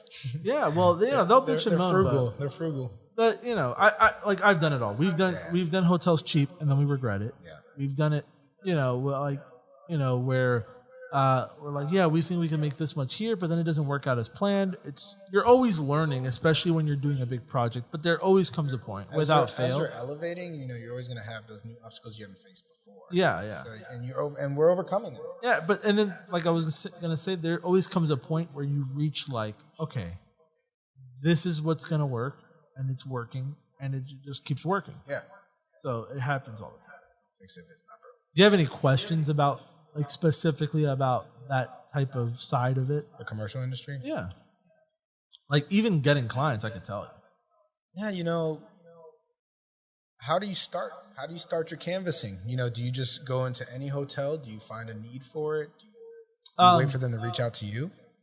Sometimes that happens. Yeah. It's always better when they reach out to you. But you got to set the expectation that you'll be able to handle that. Because they do research. Like, they go on our website, they see all the hotels we do, and they're like, oh, shit. Like, so when you pick up that first commercial thing, whether it's an apartment or a hotel, like, having documentation of it and your process and how everything is coming out and how it's looking, that's very important because they'll see it. Yeah. And obviously when they're calling, they're kind of already half sold. Yeah. They're calling. Yeah, because they're calling, they have a desire. Exactly. But there is something to be said about going and getting it. It's a little bit harder, and you have to be comfortable with rejection because they will reject you. Yeah. But there's going to be one or two who are like, leave me a card. And if you do it enough times, some of them will call you. Yeah. Hey, we had a tub come up, and you want to, make sure you get to them. Make sure that you do a good job, leave an impression, because hotels in Florida, especially because of the tourism, they renovate every couple of years. Yeah, high usage. And exactly. And so even if that director of engineering or housekeeping guy, like, even if you leave the impression just that you did a good job and that hotel isn't renovating, he might get a new position, a new hotel that is renovating, call you up and be like, hey, I got like 200 tubs to do. Yeah. And so you could build a client. Like, building a client is almost better than getting a single sale. It is. Because it really the return on that individual is so much greater than that one project. And they bring you with them. They pull you like, hey, I'm at this place now. Because people don't want to keep looking. Yeah. If they find someone and you do good work and they know your pricing, especially someone who's running a department, in a commercial setting, if he's running a whole department, he doesn't want to have to keep thinking about who he's going to get next. Yep. So your impression that you make on that person is important, and even residential, because people move. Mm-hmm. I love flippers. Flippers, investors, man, they keep us busy all day. And also, you got warranty on a lot of the stuff. Yeah, it's not like you're not going to do a bad job or nothing, but not having to worry about it long term. You're right. From a business perspective, it's the best. You know, I have this guilty thing, though. I'm always like, man, some little old lady's going to buy this house, and it's going to start peeling. And I'm like, just do it right. Just do it right. Yeah, you always want to do it right, but at the same time, there is some comfort in knowing, like, I'm never going to get called back from this place. Seriously, there is. I'm not going to lie. There is. So, and then as far as acquiring them, go to hotels. Don't be scared. Talk to general managers. Talk to directors of engineering. If they tell you they're at a meeting, card or something. Yeah. And just, I always ask for a card. I'm like, hey, can I get the card for the director of engineering? If you have his email, you have his phone number. Those guys always check their emails on their phone because they're dealing with vendors and stuff all the time. Yeah. And they're the ones that handle that type of thing. So odds are they see your email or your call. But if you can catch them in person, that's really what you want. Yeah. And then you just explain to them what you do. Yeah. What I do is I always tell them, like, try me out on the house. Yeah. We'll do one. Let me know when we can come by. And that makes them feel like you're not just selling to them. You're trying to show them, like, hey, you do a good job. Yeah. That's a good technique. And I'm going to give away a secret. You don't have to if you don't want to. Well, this is just something that I do. Yeah. People aren't going to do it, but maybe you will. And this is why I'm like, I something that I do. So I have 2 different business cards. Okay. I have a business card for regular people. Yeah. I have a business cards for people who are higher ups. Yeah. And those cards are made out of metal. You know why? Image. They're not going to throw them away. That's smart. People don't throw things away, even if, like they'll throw a paper card away all day. Yeah. But a nice metal one that looks like it costs some money, they're probably just either going to keep it on their desk, keep it in their wallet. He's going to look at it more. He's going to be a little bit more impressed. And also, if there's an opportunity for you to give out a paper card to somebody there and give them the special one, then they feel like they earned, like, that status. That's super clever. And you're kind of stroking their ego. Yeah. People love that. I love that. Everybody loves it. I want a metal card. So this is what I do. And I did it for Cabana Bay. Yeah. I gave those 2 guys my metal card, but there was a lady there that is just from, like, accounting or something. I gave her a paper card. Yeah. And they were like, oh, man, these are nice. She's like, why don't I get those? I'm like, those are special. Sorry, but she's gonna call you back. She wants one, man. Yeah, and then they have the metal cards, and everybody who's your point of contact at the hotel, like, who's like, you need to talk to them, they get one. Yeah. The general manager gets one. Okay. Director of engineering, obviously, they get one. And I can see why you were hesitant to tell that little secret, because that is a really clever sales technique. Well, because I know people won't do it. Most people won't because of the cost. Exactly. They'll hear it and they'll be like, that's a good idea. But they won't do it. But see, it all goes back full circle. Like when we started talking earlier, is people don't want to tell these things, but in reality, most people don't have the same ambition levels. That's what it is. You know what it is? And I've learned that about the industry. A lot of people are doing this for the dollar today. Mm-hmm.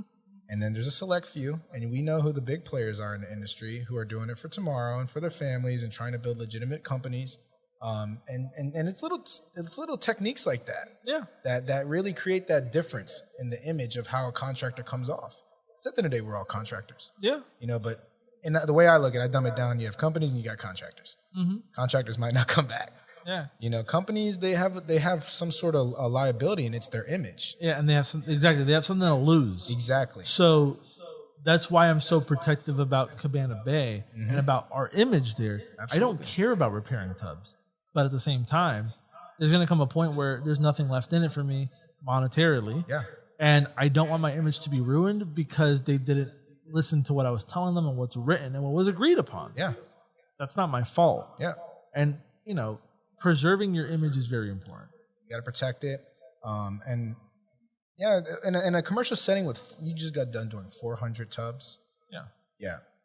It's going to be tough to always go back and always... But if you find the way to make sure that those tubs stay in good condition and you are servicing them on a regular, That's going to be the key difference. Well, I don't doubt for a second that they're going to see that this is not an issue. Yeah. Now that they made the change. Stop using erasers. Yeah, and it's not all of them.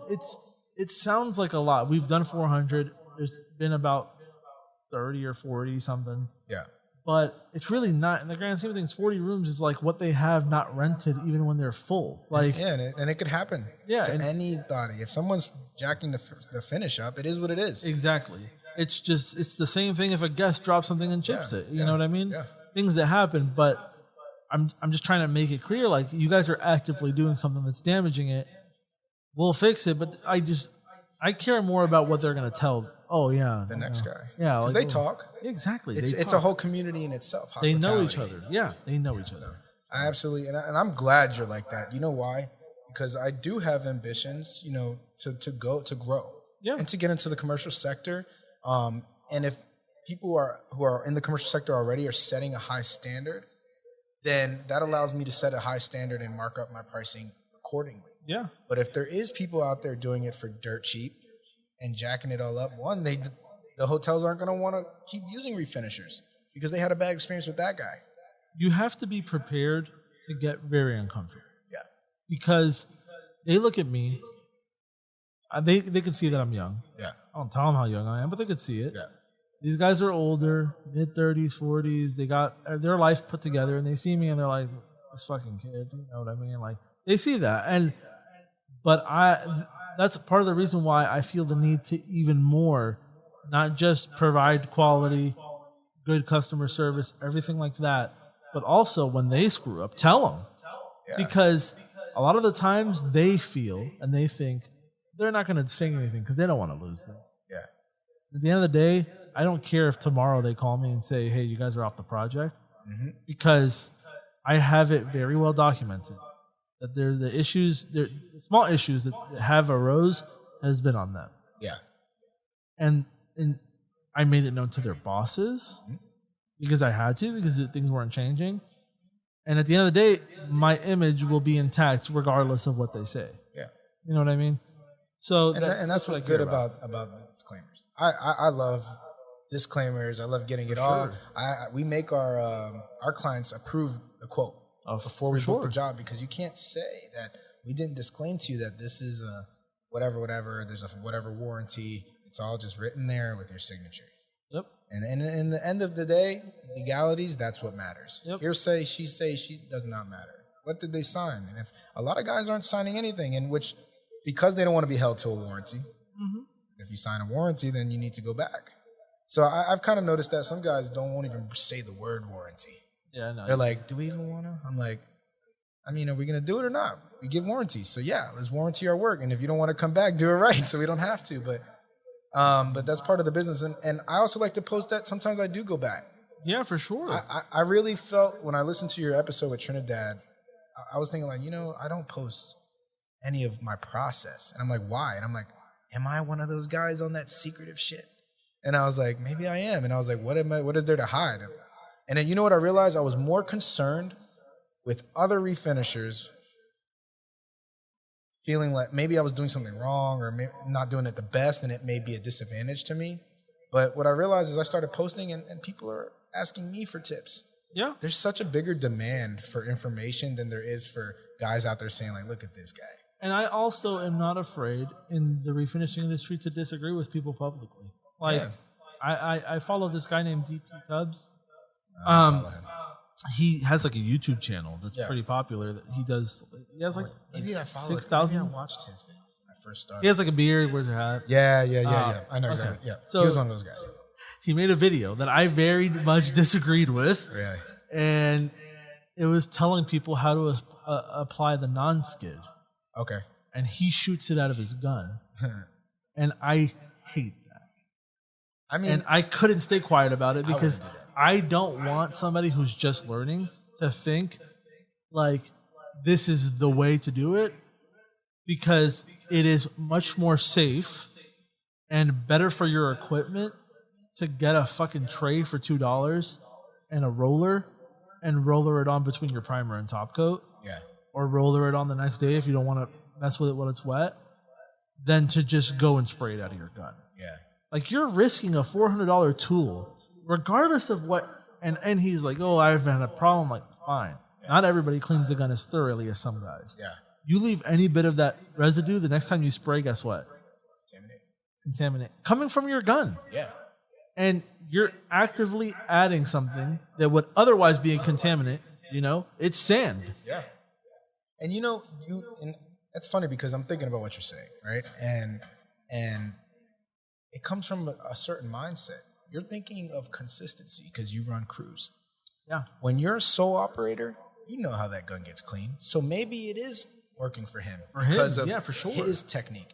But when you think of from a business perspective, how can I generate this knowledge times 3 times 4 and always be consistent? You can't, because you can't rely on your crew to be consistent all the time with their cleaning. So how do we dumb down these processes so that the same finish, same quality is happening even every time? Better quality, because you see those stencils back there? You wouldn't be able to achieve that with the spray gun. Yeah. You have to roller it on. That's how we get the diamond pattern. That's cool. So we do a diamond pattern for this hotel. They requested it. Okay. Bought the machine. We make the stencils. We stick them on there and we roller it on there. Yeah. There with a spray gun, you would be risking getting overspray all over the tub. And nonstick everywhere. Exactly. You're risking a lot. And the thing is, again, like, we spray with the air pressure all the way. Yeah. So you're going to make overspray that has sand in it. You're going to have, without fail, if you have a crew, like you said, I'm thinking it from that mindset. Yeah. There's going to be one guy one day. You don't feel like it. Yeah, and you're going to get a rough spot, and then you're going to come and buff the tub for no reason when you could have just avoided and used a roller. Yeah. That's why it's so good to be talking about this. Yeah, and I didn't say, like, no, you're dumb, or I didn't say, but I was like, I wouldn't recommend people who are learning. I mean, it's the internet, man. Your opinion, if you don't want other people's opinions, don't put it on the internet. Yeah. And I still follow him, and we're still cordial. We still, like, the other day I commented, I was like, yeah, it looks fucking great. He posted a picture of a tub, came out like glass. Yeah. But when he's showing people, like, oh, this is how you should do anti-skid, I'm like, no. I wouldn't. And maybe he's not doing it like that anymore. Maybe he is. Maybe that comment made a difference. Well, he responded. He's like, well, this is the way I do it, and I'm glad you're telling people other ways to do it, but it works for me. Yeah. And I'm just like, yeah, that's fair. You know what I mean? Yeah, I mean, that's all you can do. You don't, just because it's one way I agree with you. I think it's probably obviously going to be much cleaner like that. Yeah. With the stencils. That's professional, and I'm glad you showed me that because that's a great idea. And then we also do other things, like, we don't use that for everybody. Some people don't want it. And also, like, for regular, like, houses, sometimes we'll just with tape stencil it out. Yeah. Make like a square rectangle or like 2 strips. Yeah. Sometimes that looks nice. Yeah. But we always kind of roller it on. I feel like that's the cleanest way. It's also the way that it's recommended by the manufacturer. It is. So I'm a big on just follow the manufacturer's recommendations. They're putting in the time to figure out how it's best applied. It's not like they just made the product and they were like, let's not test it. I'm sure they had it sprayed. I'm sure they've had it rolled. I'm sure they've tried. Should we recommend applying this? And usually that's the best bet. Well, that's something I told him too in one of the comments. I was like, I'm not sure that would even be ADA compliant, because the reason that they put anti-skid on tubs is because of the American Disabilities Acts that for slip and falls. Yeah. And it has to be a certain coefficient. And, if you're spraying it, there's inconsistencies. Unless if you're trying to be very thorough, you're gonna have to spray it very thick. Yeah. Like, I don't see how that would pass a slip test for a lot of hotels, but he's doing a lot of residential, so maybe it doesn't matter. That's exactly. But at the same time, like, I know that we have to use a lot more shark grip than you would think when we mix our non-skid. Yeah. To get to the number that the hotel needs for slip coefficient, so they don't get sued. Yeah. Because, like, we have to put, like, it's like, for every cup, we have to put, like, 6 tablespoons. And when you're mixing that, you could see it thickens up like crazy. Yeah. I could not imagine putting that in a spray gun. But, hey. I've never done it. I've never put it in a spray gun. I've always just Yeah, I would recommend that highly, but everybody has their way to do things. Yeah. And for a lot of things, I would recommend going to DP Tubbs because he has a lot of YouTube content. Well, DP Tubbs is one of those guys that when you Google, he comes up. He was one of the first. Was the only guy. Really, yeah. And I was watching his videos, and I'm like, and then I actually watched his videos before I even trained because I had all this planned out while I was still in the military. So I got smart on the products through the internet, and then once I got out of the military, we didn't actually start training. So it's funny, DP Tubbs is one of the first people that I've ever seen refinish a tub. And he was one of the people who inspired me to do this. Yeah. Yeah. And so when I watched him, I was like, man, I would like to do that. Yeah. But I definitely didn't feel confident enough in my abilities to start projecting anything out into the industry yet. I was just kind of really trying to absorb and absorb knowledge. I think it's healthy to have some pushback. Yeah. Because, not everybody's right about everything. I guarantee you refinishers are listening to this now and thinking about it. Some people who are doing it, I have a guy who works with us named Damon, and he worked for a company in Oregon, and they did it like that. Yeah. And he told me, without fail, he cleans his gun thoroughly. He's like, every 2 or 3 weeks, a little thing would spit out of non-skid that got stuck in the inside. Yeah. It just happens. And it's we know how to get around stuff like that too. Yeah, but it's unnecessary. When you could just roll it on. Yeah. But anything in life, there's always find a way to make your process a little bit better. And as a refinisher, you have to level your risk. For sure. Sometimes I go by the circumstance. I wouldn't spray slip resistant on, but if you're in a jam and you need to get out of there quicker, sometimes you do things that. What do you use for slipper? Do you use Shark Grip? Yeah, from Midwest. Yeah, okay. So you guys, or do you have the Grizzly Grip? They call it Grizzly Grip, yeah. Grizzly Grip is good because it's pre-mixed. Yeah. But Shark Grip comes in these. Where do you get Shark Grip from? You could get a Sherwin-Williams. Okay. It's the slip-resistant additive for they use it for pools and stuff. I stayed I always try to keep manufacturers together and their products just because I'm always concerned with compatibility. Well, here's the thing. I got that recommended from Ed from Midwest. Okay. He's the chemist that made the material. Yeah. Because we talk with that all the time. Yeah. When I have an issue, I go to him because it's his material and he knows. Yeah. And most of the time he's right. So, and I was like, well, I don't want to just have it sitting there because sometimes we don't get non-skid for months. Yeah. But I do want to have it on hand in case. And he's like, get Shark Grip, slip-resistant additive, and then just have a quart container, or just mix it with your top coat in a cup and just apply it how you need. And it's just the sand. Yeah. Yeah. And you apply it and you mix it, and it works fantastic. You just got to make sure you mix it thoroughly. Okay. But it's really, really good, and he is the one that recommended it. What do you clients ask me a lot, mats, slip-resistant mats, the suction cup mats. Do you have any go-to mat that doesn't induce pulling up the coating? There is a mat called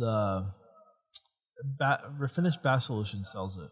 It's called Refinished Bath Mat, and it has no suction cups on the bottom. Okay. But the thing is, regardless of the suction, I am kind of against bath mats as a whole. And I always urge against it just because a lot of people leave the bath mat on there even when they're not using it. Yeah. And even though there's no suction cups constantly pulling on it, there's going to be water stuck underneath. Yeah. And if it tries to condensate and there's something blocking it, it's just going to start settling on the surface. That's what happens when tubs start pitting. When they have dips, that's from water sitting there. Does it erode the porcelain? Yeah, it starts wearing the porcelain away, and eventually it'll start to rust. Yeah, I've seen that plenty. Yeah. Especially by the drain, when you get that real big pit. Yeah, because that happens when they don't install the proper drain, or they don't put the silicone ring around it to keep it from, and then it has that dip right there. Yeah, yeah. And most of the time, a tub will peel. That's not a error from a refinisher. It's around the drain, which is why I recommend people to remove the drain. Yeah. But I don't remove it myself because I don't fuck with plumbing. Dude, I've removed quite a few drains, and I've also damaged for quite a few drains trying to remove them. So I've honestly, that's something I couldn't send a crew to do. Yeah. I would only do it if I was on site and I could make the judgment call because I hold the liability. That's the thing. I can't send one of my guys as a refinisher, start messing with your plumbing, break a pipe, and now And you can't tell a customer, I'm not liable for your plumbing after you break their pipe. Exactly. It's too late. You should have just not done it in the first place. So I agree with you 100% on that. But you're right. Sometimes I will remove the overflow. Yeah. If it's not too much. Some of my guys do it, but if the screw looks like it's stripped, or it looks like it's corroded, I just tell them mask it, or have them remove it. Me too. I'm on the same tip. If it's easy to remove and it's new, I'll pull it right out. But if it's eroded or corroded or rusted, I just leave it on and then sometimes I go by the client. If it's someone that I feel like can put it back, sometimes these people might not even know how to put that thing back. Or ask them like, hey, we recommend removing it, but we can't remove it. You have the screwdriver, you can remove it. Yeah. Leave it on them. Because if the screw strips on them, they're like, oh, God damn it, I got to go buy another one. Yeah. But if you do it, they think you're careless and you fucked it up. And they're like, go buy me another one. They think you're a plumber. A lot of people don't even know the difference between us and plumbers. Yeah, I get calls all the time. Like, people are like, I need to get tile put in. Yeah. Floors. I'm like, I actually waste money on leads like on that on a lot. Luckily, Thumbtack will refund me. Because Thumbtack is like my go-to. Yeah. Just produce me work while I don't have to think type of software. It's in the background. We're going to get them, and I set a budget. So I don't have to think too much. I will never go over budget. But we get a lot of those because even Thumbtack, I talked to a representative. They have a bathtub refinishing, but we get a lot of weird leads from them. Yeah. Even within that category. It happens on Google too. Yeah. Even when you target certain keywords, people sometimes bathtub repair. Yeah. Repair or like renovation. Like sometimes they'll come across and they'll be like, "Oh, refinishing. Yeah, that's what I want," but they don't know what it is. But that's a problem with the industry. Yeah. The fact that people don't the fact that in a lot of places it's not even an option to add bathtub refinishing, and then also the fact that people are ill-informed of what it is. Yeah. Because there's not enough content out there. Have you ever done any home shows? I have not. We should do a home show together. We should. I would love to go and set up with you and possibly even, I don't know how. We could, Paint Line Co. has a portable spray booth. It looks pretty legitimate. And if we set something up at an event, we'd obviously have to work with the coordinators, but maybe we could do a refinish on a standalone tub. Even a fiberglass insert that we purchase inside of a spray booth with ventilation so and it's clear. So people can see the entire process without being exposed to any of the fumes. You know what'll get people looking? What? Clawfoot tubs. I love them. I got two. Do you? Yeah. I love them. I made a mistake. I was in South Tampa, and I did a clawfoot tub refinish, but I made the mistake of telling the client we'd come pick it up and take it back. Oh, hell no. I'll never do that shit again. Now, this is what you got to do. For a trade show, I would recommend getting one of the fiberglass ones that are like the slipper ones. Yep. They're light, and then you could do a refinish on it and not kill yourself. So I have an idea, and this may be silly. And this is just maybe something fun to do on the side. Not really much of a moneymaker. You ever thought about doing like custom designs on these clawfoots? Oh, for sure. And then selling them to like maybe art boutiques? Yeah.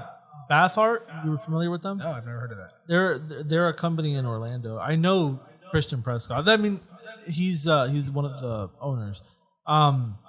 And like we kind of have like this little like unspoken little like back and forth. It's funny, but he did a tub for Harley Davidson. Yeah. And it's a tub that's cut in half and a clawfoot, and it's a chair, and they have it in their showroom. Yeah, see, that's what the industry's lacking. And you know where that tub was for years? It was in Disney Springs, in the Harley Davidson store that used to be there. I probably walked by it. Yeah, and never knew. Yeah, it was an old clawfoot tub, and he's the one that restored it. It looked really good when he finished it. Yeah, that's cool. And corporate somehow, if we could get him. That's what I've been trying to figure out is how do we make this industry more broad to more people besides residential commercial, because I mean, we're creating some pretty cool finishes on bathtubs. Why can't we incorporate these same finishes onto all types of things? Have you used Midwest like chrome and like not yet bronze? I got in the back. I'll show you. I want to check it out. We did these clawfoot feet in silver. Looks really good. That's funny because that's the exact idea. I started marketing. Like I was trying to generate more clawfoot clients because I have this image of just a beautiful white tub with gold claw feet. and then the inside being actually white, but the outside being another color. That's what we did with the one out there. I'm gonna check it out today. The outside is blue, like a navy blue. We did a video restoring it. Really? It's on our Instagram. Okay, I'm gonna check it out. The only thing is we haven't been able, because this tub the feet configuration is weird. We haven't been able to find the right clamps for the feet. Yeah. So it's sitting for right now, but we did the bottom of it like a nice blue, like a royal blue. The inside's white and the claw feet are silver. And it's gonna look really awesome, nice. Yeah. But yeah, those things are all right. So after that quick little break, no, you're good. So yeah, that as far as getting it, more like into customs and stuff like that, I'm totally with it. Also, I've seen some people do like wraps on the outside of the tub. Yeah. And they'll just have the inside white.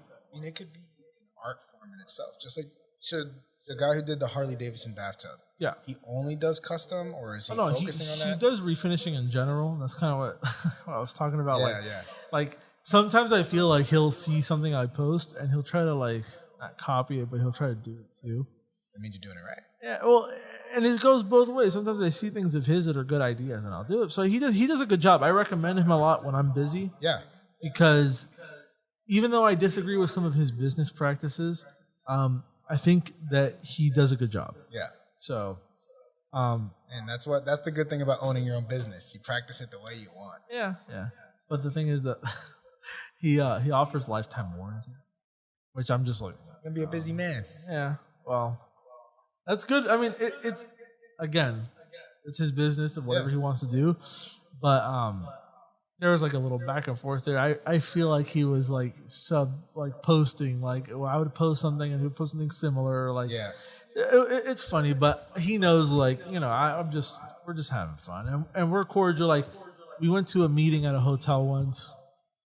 We were both called to bid on a project. Okay. And so I met him in person. Yeah. He was cool, asking me questions. And I asked him a couple questions and it was just cool, He's not a bad guy. It's just like things like that I wouldn't do, but everybody has their thing. I don't think it's bad. I just think, like you said, he's going to have to be busy. You know what I mean? But people make decisions based off of how they want to operate. Yeah, that's a decision. Yeah. And I'm sure he's aware of what that means every couple years after he leaves a tub. Well, he every single job. At first, it was like just offered it, and then now it's like every job he. Lifetime warranty type of thing, which is fine if he wants to do that. I know it's not going to last forever, so I'm like, oh, well, you're going to have to go back to some of them. But also, he's probably also banking on the fact, and it's a fact that most Americans move like every 4 or 5 years anyway. Mm-hmm. So it's not a big deal. Yeah. And it depends on his workload. Yeah, and he does a good job. Though. Yeah, so if he's doing all the refinishing and he's ensuring that the quality's top notch. Maybe. He has people, but I think that I don't know if he sprays, but his business partner, his name is Elliot. He I don't know if he still sprays, but he did spray and he helps him operate and stuff now. It's kind of like the situation with me and my brother. Gotcha. So, but he's I mean, there's one thing I could say about Christian, very, very good marketing. Really? I mean, he's good. He's a good salesman. Good. Yeah, and that's cool. I like having different types of people in the industry. Like I was telling you about DP Tubbs. He's very informative. He breaks down the process. He shows a lot of stuff. Yeah. But he's not selling. Yeah. Christian, he sells, but he also shows the process, and that's just another side of it. Yeah. I like to think that I do some fun stuff that other people don't do. Yeah. I kind of look at it as building making content around the industry to help it as a whole. Yeah. And I would love to have people like that on too. You know what I mean? Yeah. I mean, the more the merrier. And there's nothing to hide because you can find everything on the internet. Exactly. If you really take the time to look. Yeah. You could go through every refinisher's in Florida's Instagram or every refinisher's website and see what's working, what they're offering. Nobody cares. Yeah. Cares, dude. There's so many bathtubs. Yeah, there is. It's not, and it's really about how you want to go about it And I kind of feel you in your approach. I like that you're targeting the industry because I think that's where the lack is. Yeah. Because once the industry has a reputation, then the industry itself will sell. Well, if it was just about me being busy, like I'm busy. Yeah. So like I wouldn't be here on a Saturday if it was just like for my company. My company's doing perfectly fine. Yeah. And we're growing and stuff. So, but I like somebody who's still new to it, provide as much value as I can so that you keep doing it, and then you have somebody else do it, and the more the merrier, because there is so much houses here, apartments. It also hotels. helps to build our network. Yeah. I see it as, if you're ever in a jam, you know where I'm at. Yeah. And I'll tell you right now, my work is top quality. So I put my actual love into it. Yeah. Because I'm so new. There's no room for error in my business. So building the network in itself, because you have 1,800 tubs. Yeah. You'd probably use an extra quality refinisher if you needed to finish by a certain day. Just having that arsenal. And if everyone gets along and everyone's working together, then it helps the industry in entirety, especially in our state, because I may get a commercial bid that I'm not actually prepared for manpower-wise. And it'd be nice to actually have a network with other refinishers that are willing to help each other. Well, and that's the thing. It's like, we never know, but giant companies operate like that. All of them. All of them. You seem to have a bit of a business mindset, and you kind of know that this industry is lacking the cooperation for sure and the growth pattern that other industries follow. No one tries to hog it all. Let me ask you a question, and this is for everybody. What do you think general contractors do? They don't do all the work themselves. No, they know people. Exactly. Why don't we do it? Because people are too narcissistic and think that if they're not doing everything, either it's not going to get done, or they just don't want to share because they don't want to share. Dude. Greedy. They don't want to share. That's really what it is. It is what they don't want to share because this is a good industry, but we're not turning over $400,000 projects like a roofing company may. Mm-hmm. So the profit margins are a tad bit smaller.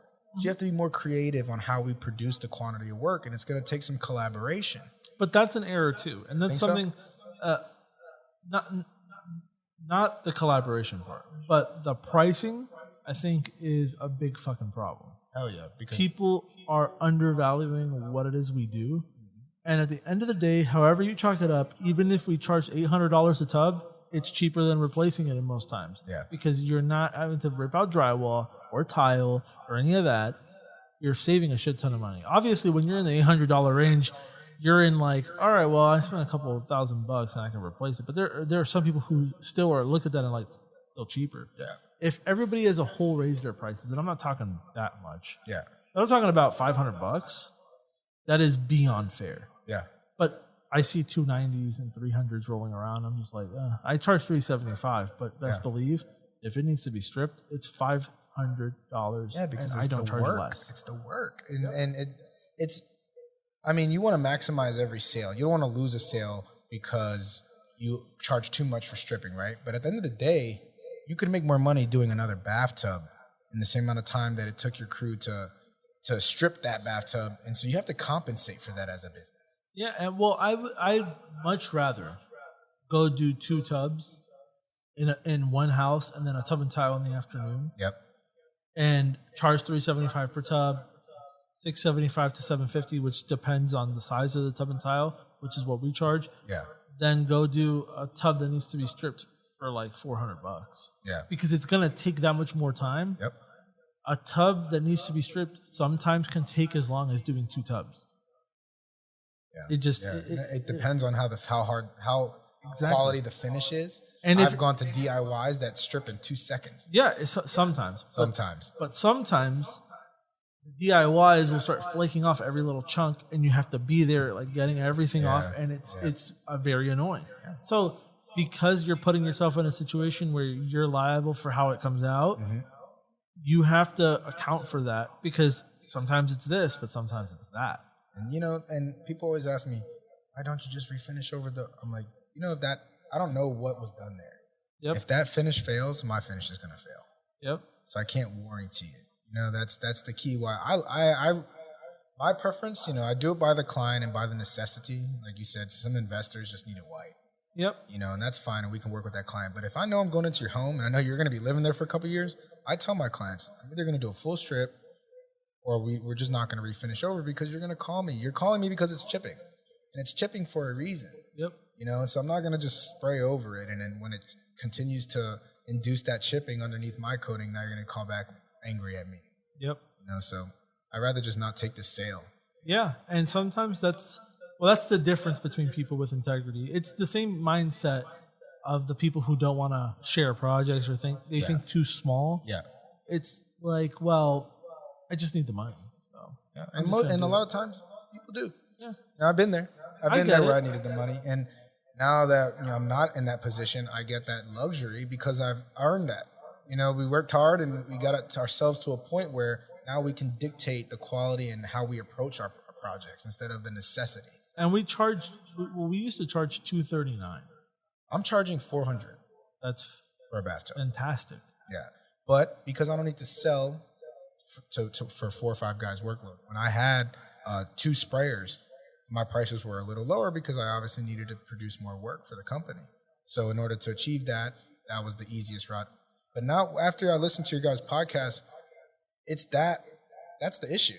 If we go too low, how can any of us continue to eat at a rate where we're growing? Yeah, because if this is what people don't understand. If you charge $200 for a tub, you might see some money. You're going to get $200 clients. Yeah. And you need to start getting the clients that are willing to pay more. The same way, even if you're not advertising, the word of mouth. The word of mouth from a $200 client is to their friend who also is broke. Yeah. Or, not being disrespectful, or also just can't afford it or doesn't want to. But the word of mouth from someone who could afford $500 is the word of mouth of somebody who has upper middle class friends and upper middle class family. Yeah. And they recommend you to them. They also happen to be friends with sometimes people in positions of power at hotels, apartments, and multifamily places in general. They might be flipping houses. They can get you a lot more business. Yeah. I like to say there's levels to this shit. Of course. And you really want to target that. Like, there's a place for everybody, even clients. Yeah. And there's a price margin for everybody because of, the potential out of that client. So I've had clients that really need a tub refinish. They might not have $400. That's where the personal between, that's why I like small business. Mm-hmm. Nancy can call me, and I know Nancy may not be a millionaire. So I may give Nancy a tub for $350 because Nancy didn't bust my chops last time I did her job, and she was a fun client. And that's the cool thing about small business. But if your prices are low all the time, you're just putting a dent in the industry. Well, you know what else you could do? And it's a way to leverage it so that it's not that bad. Yeah. Is give them the discount if they write you a review. Yeah. And even though you might think, oh yeah, I don't really want to do that, if it's at the end of the day, that review will hold a lot of weight. Yep. And it'll basically pay you back for the $50. The reviews are everything. They're everything. I swear, dude. And we have a 4.9 on Google, not 5, because there's always some always people. That one, man. But I'm waiting for that day. I have a 5 right now, and I'm like, I know one day, and I'm not even going to be upset because I know it needs to happen. It hurts. It's going to happen because it's your baby. But it's your baby. But it happens, and it will happen eventually. And not everyone, even though you might do the most stellar job, somebody is. It's always an opinion. Yeah. You got trolls. Yeah. And not just that. They might have a valid thing, and you're just like, well, I didn't want to deal with it because it went too far. And it's like, whatever. Yeah. Or I didn't like how this guy was being a dick. So, And we're also people. Yeah, exactly. That's the people. important. We're people. So, I get calls all the time. I'll get a call like, hey, there's a rough spot. I need it done now. And I'm like, I'm running a business. I have, a daughter, a wife. Like, I can't just get up and go fix your rough spot in 2 seconds. Like, it needs to be scheduled. They almost forget that because I hold such a high customer service standard, I think people honestly forget that it's John servicing his customers. It's not this big corporation coming back to your house. It's me and my guy. And coming back in the time we're there and holding that integrity to our warranty is time that we're not making money. For sure. But it's that important. It's worth the money. But it's for the same reason a review is important. Yeah. If you go and fix something, the word of mouth possibility is still there. Reputation is extremely important. They did it. It came out really good. They messed something up, but they came back and fixed it right away. And I have reviews like that. Yeah. I have reviews like that where they said, there was a little rough spot, but I called him and he came back right away and fixed it. 5 stars. A lot of the reviews I have that are negative, which there's not a lot. I think there's like 3 or 4. We have 117 reviews. Yeah. And most of them are 5 stars. But that's another thing that I don't like about the whole rating system. If somebody has a bad experience, they won't give you 2 or 3. They will automatically go 1. Yeah, it's not really fair. It's not. Yeah. It doesn't actually like. It doesn't really reflect. Yeah. But at the same time, it's things that I should have probably communicated that I didn't communicate as well, and so the client got upset, had bad expectations about what to expect, and we, every single time we've offered to go back, some customers will just write something online and be like, "Fuck you, I don't want to do it." Yeah. And that's kind of the situations for most of them. And I mean, that's inevitable. Yeah. And what happened to my aunt? Because my aunt does the same thing. Yeah. She has her own company. Yeah. And they had a customer who started blaming them for stealing a gun or something really random. Yeah. And then the customer said "Oh no, we found it." Once they threatened to leave, they were like, "Oh no, we found it." It was I don't know, they were crazy people. Yeah. And then they were like, "Oh yeah, we love the job, but you guys messed up our countertops." And their countertops were granite, and it had it looked like something was sitting on it for a long time. Yeah. That made an impression on it. Okay. And they were like, "No, that wasn't us. We have pictures of everything when it was masked and everything." He's like, "Let's just say that I won't write anything about you online if you give me your insurance information." That's what they wanted. Yeah. The entire time. Yeah.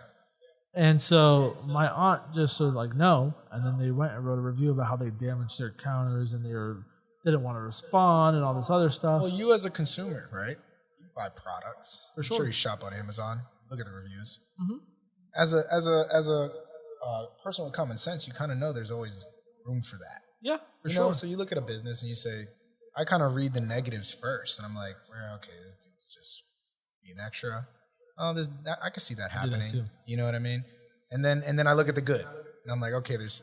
You said how many reviews you guys have? 114? 117. 117. We got 2 on Thursday.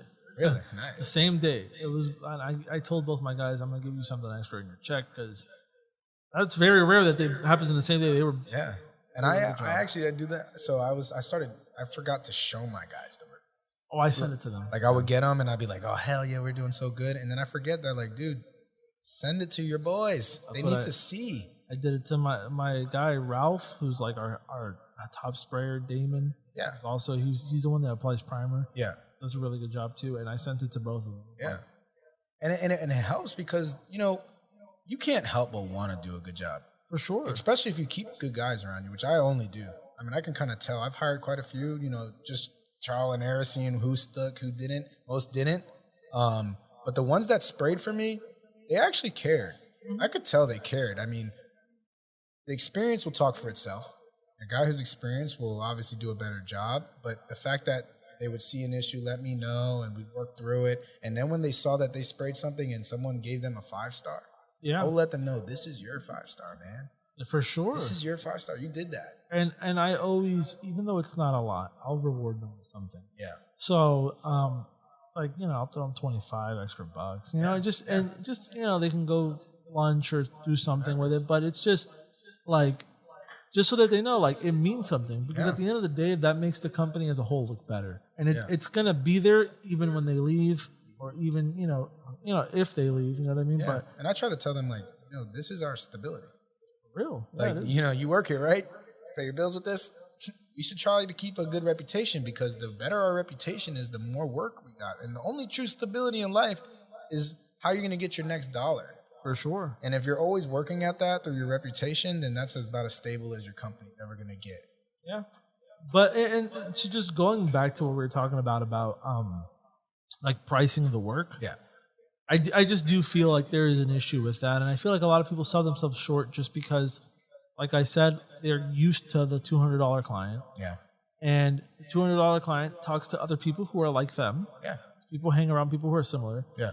But once you start getting the $400 clients and the $500 clients, they will get you more people who are like them. And before you know it, you're going to have so much work with those types of people that you're never going to want to go back. Yeah. When I get somebody who calls me and with a straight face says, I got a quote for $225, I'm like, good luck. Yeah. I'm not gonna get a no price bidding war with anybody. They'll be calling me back to fix it. You know something that I do, and I told Trinidad this, I think. I like what you do about making them sign off on the estimate. Yeah. That's really good. But also, I make sure every single appointment that I book, I take a card on file. Do you? I do. That's good. Because plumbers do it, electricians do it, roofers do it, and they do it because sometimes people no-show. And if you want to never have a no-show again, do that. That's an issue I've been dealing with, actually, and that's a good idea.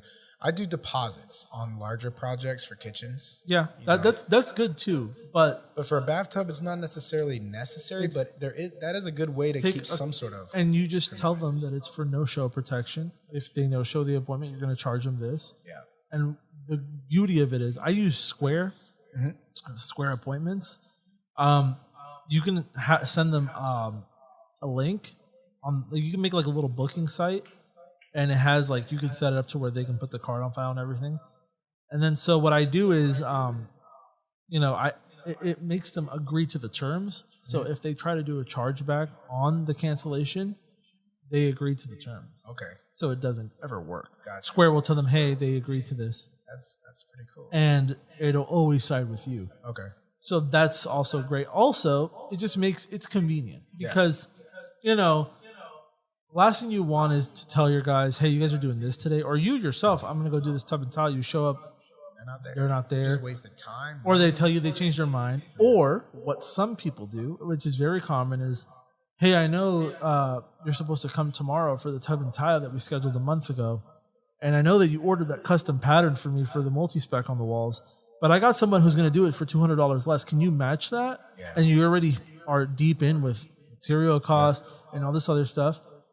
You can't let some sort of commitment. Exactly. Yeah. That's it. And it doesn't matter. I've let $3,000 jobs walk because they don't want to give me a card on file. I don't care. Yeah. Because if they don't give you the card, you might go over there, do the job, everything goes smooth. But those are going to be the people that nitpick about everything, even when you give them a disclaimer. Yep. They're going to be the ones that, but what about this and this and this? But I thought this was supposed to come out like this. And it doesn't matter what kind of things you had written out because they weren't willing to commit from the beginning. Yeah.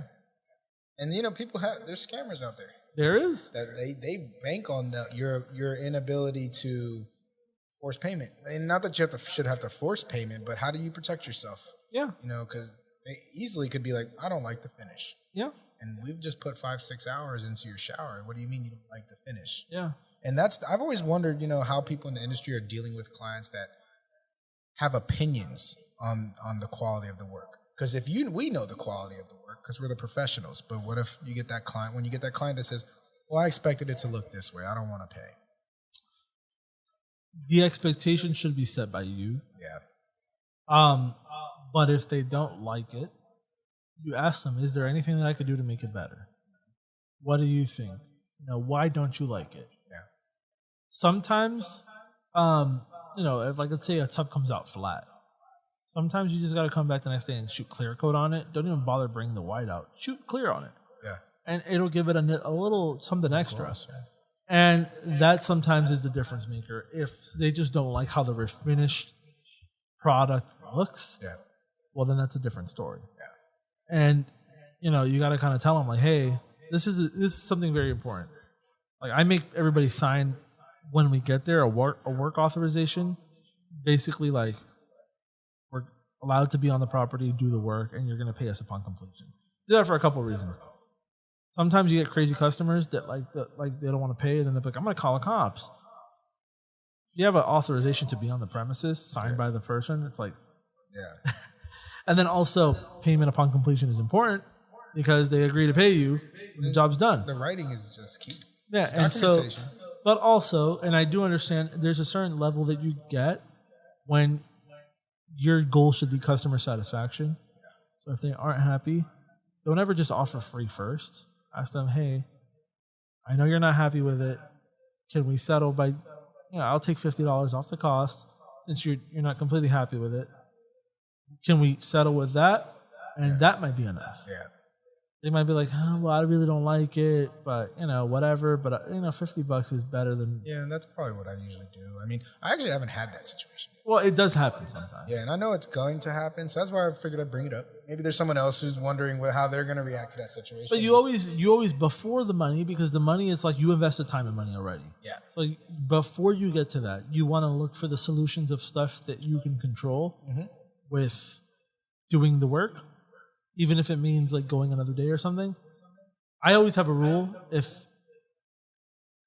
if the customer has legitimate concerns, that you can be like, okay, yes, that's true. 3 days. If you have to go a fourth day, you tell them keep your money. It doesn't matter, even if they were right, even if you can fix it on that fourth day. You tell them like, there's nothing left in it for me. I'd rather you keep your money and find someone who can satisfy you. Yeah. And like that's, in my opinion, I just feel like that's the best way to handle those scenarios when it gets extreme. You know what I mean? Yeah. And you got to just, if they're like, oh, but we really want you, or this is kind of BS that you guys are, like, I am in the hole now. There is nothing left in it for me. I'm negative already. Yeah. Like, I would rather you take the money and spend it elsewhere, do something else with it. But I can't, because the longer I'm here, the more I'm not doing other places and stuff like that. And a lot of times you have to explain yourself. You just tell them and they'll be like, okay, that makes sense. That's fine. Right. And I've had those cool customers who are like, I know, thank you for coming back. We know that you can go other places. And the human factor is nice. I had a lady once in Port Orange, and we went and we did her tub and tile and her garden tub, and she was like enamored with it, but her countertop for some reason kept having contamination, and we could not figure out why. Every single time we would spray the clear coat, it would start to like coagulate. It looked really weird. Called Midwest, they were like, sometimes those old like not the porcelain ones, but the ones that are like countertop? Yeah, the countertops that are like cultured marble. Okay. Sometimes some of them have like a film on it from the factory that's like a protective layer. Mm-hmm. And if you use the acid on it, it like reacts a certain way. So, but what was actually happening, and we found out later, was the catalyst affected. Okay. So it had that protective layer, and it just kept rejecting and kept rejecting. We would sand it, redo it, everything by the book, and just kept rejecting it. And I told the lady after the second time, because it was just like we didn't know what else to do. Yeah, it just wasn't working, and we were like, we can't really do anything with the countertop. She was so grateful, like that we just told her up front and didn't waste her time anymore, that she gave both my guys $100 tips for just going. Yeah, and she was like, just take it off the work order and stuff. It's not a big deal. Yeah. Everything else she loved. And then she went and got granted, and she was like, I kind of want to have the granted anyway. Yeah, there you go. Worked out. It works out sometimes. Yeah.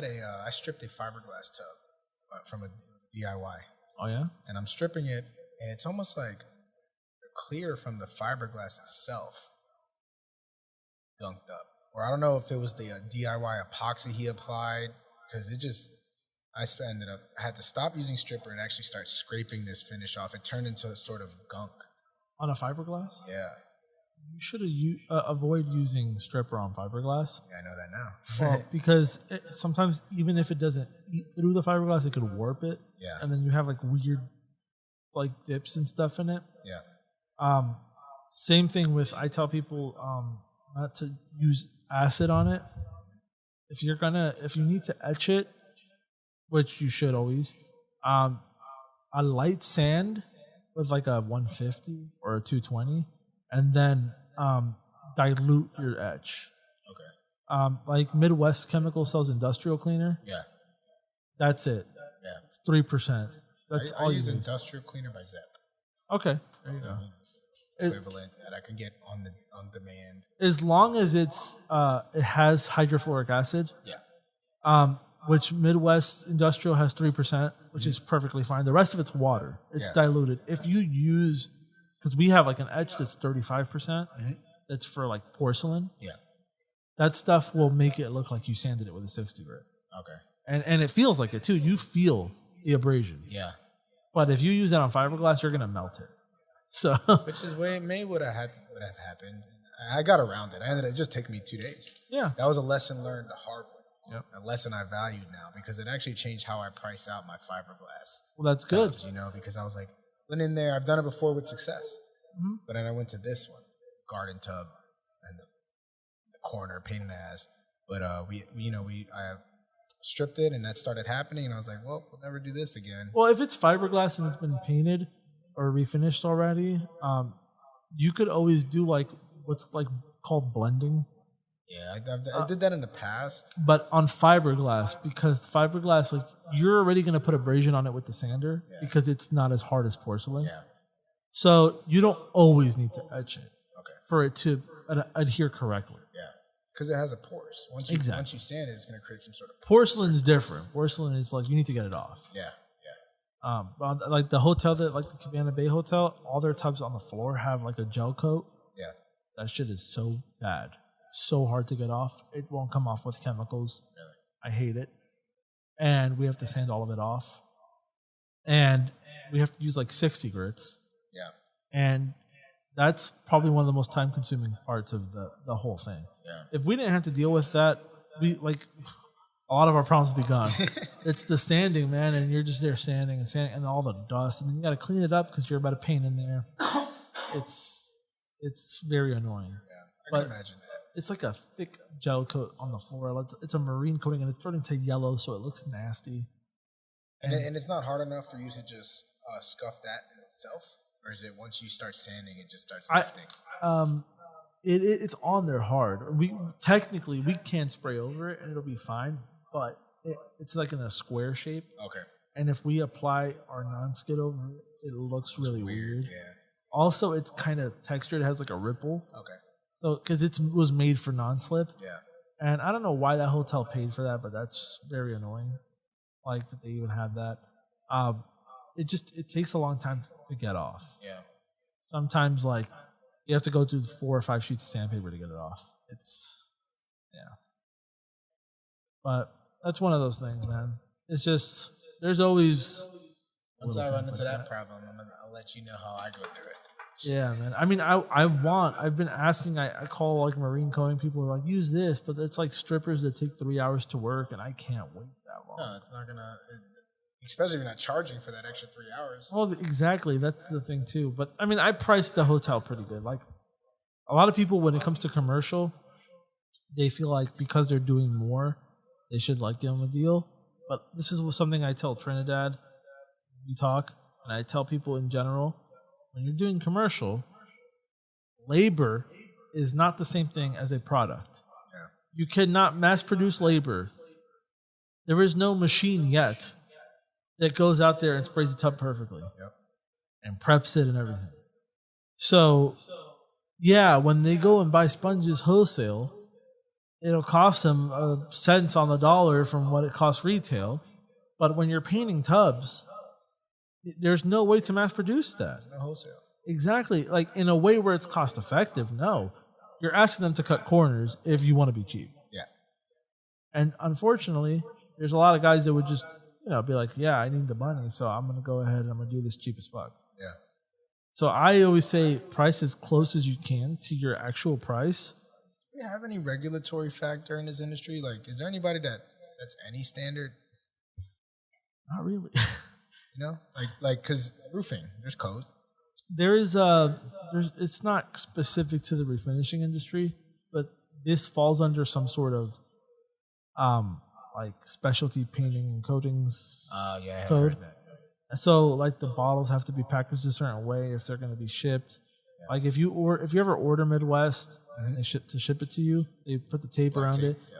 But like we did a hotel in Puerto Rico where we did a demo for them. and we had to get the stuff ordered over there, but the material can't fly because it falls under a certain code where it's like flammable and they can't fly it, so it has to go by boat. Yeah, never got there. Kind of a pain in the ass. We had to use some Sherwin-Williams stuff. I hated doing that. God, I hate using a product that I'm not working with. It was the mix was weird too. Yeah, like 4-1. Yeah, I didn't like it. Trash. Yeah, but I mean, it came out nice because my brother, who had been spraying for like 8-9 years, he was like, yeah, I mean, I just need to see how it lays, and then I'll Are you guys going to target more hotels in the Caribbean? They target us. See, that's a fucking awesome concept. It's such a demand, and when I listened to your episode when you first talked about it with Trinidad, I was like, I just got a call. It's got to be tough to get refinishers over there. I just got a call the other day from Hyatt in Washington D.C. about going over there to do jacuzzis. Jacuzzis, we don't just refinish them. We do something where we convert them into regular tubs by pulling the jets out.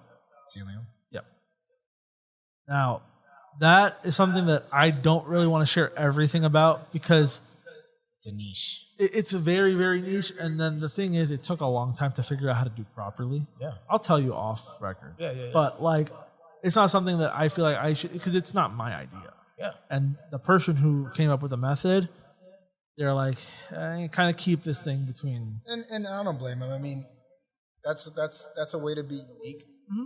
And then, but there's people who do it, and there's other ways to do it. It's just the way that we do it.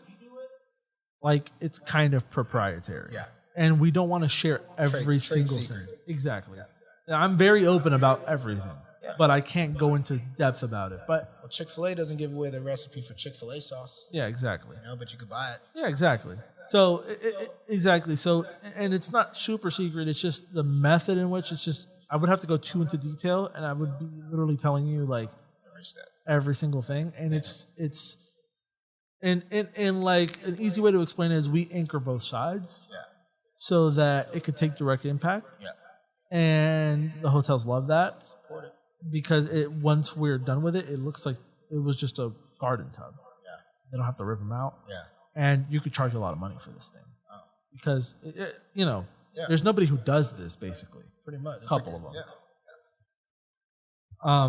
That's a great idea. And then I guess I could understand. I could kind of figure out what you mean by anchoring it from both sides and stuff like that.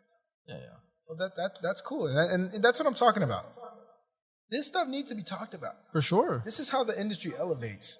Because I'm not gonna go steal your Washington D.C. hotel bid. Yeah, I don't. You know what I mean? So like but the fact that you just put that in my head, I'm like, man, how could I incorporate something unique like that into what I'm currently doing or to my clientele? And what that's gonna do is elevate the entire industry in itself as a whole. Yeah. Because if you're doing that, and another ambitious guy hears that, he may do that, and then now that's going to motivate you to, okay, let me get unique again. Let me find the next one, and the next one. And then next thing you know, the refinishing industry in itself is just elevating. We're targeting whole new levels of clientele. And if you're good at what you do, you're good at what you do, man. You're going to be successful. So it doesn't really matter if there's others doing it. Just be better. The big thing for us was it's connections, but it takes time because we work a lot with Diamond Resorts. Mm-hmm. Diamond Resorts was just bought by Hilton. Okay. So like, there's another level there now. There's people who didn't know about us, and now we're going to know about us. We've done some Hilton hotels before, but now like a lot of our client list is still Diamond, but now it's under Hilton. So there's a lot of new Hilton people that we're going to be in their system now. Yeah. And so I'm expecting that. But Diamond Resorts, one of their directors of engineering from a long time ago, got a call from a friend of his that worked in Virginia. Okay. And we traveled over there to do jacuzzis. Okay. Because they wanted it done. The hotel was called Turtle Cay. From there, we did another one in Virginia called the Boardwalk. Mm-hmm. And then we did one in Tennessee called Bear Creek. Okay. Or Bent Creek, something like that. It's in the Smoky Mountains. Yeah. So we started traveling around. Yeah. And so I post and I put on the website, we are in all these different places. So I think it started catching the eye of international people. Like, oh, well, they travel interstate, but like they only do commercial in Orlando or residential in Orlando. I wonder if they would come over here. So the first call that I got that was really remote was for a hotel in St. John, which is in the Virgin Islands. Yeah. We did that hotel. We did tubs there, just regular refinishing. Their problem was the materials that are available there suck, and the local refinishers suck. Yeah, it's not their fault. They don't have access to materials, and they're not trained properly. The equipment's not the same. And also, the closest hardware store is 10 miles away, and it's only accessible by ferry boat. Yeah, because you have to go to St. Thomas to go to Home Depot. Yeah, all the prices are inflated. It's crazy. Yeah, so we ended up charging them $535 per tub. There was 80 tubs or something like that. So a nice little project. Yeah. Didn't take long at all. Yeah, and when you're doing international, there's something that if you ever do something where you got to go to a different place. Yeah. You got to plan the logistics of it. So you got to know where the closest hardware stores are, all that stuff, just in case something goes wrong. But also you got to pre-plan as much as possible, and you got to let the hotel know. You guys are responsible for our rooms. Yep. Whether we're staying on site or somewhere else, we need accommodations. Yeah.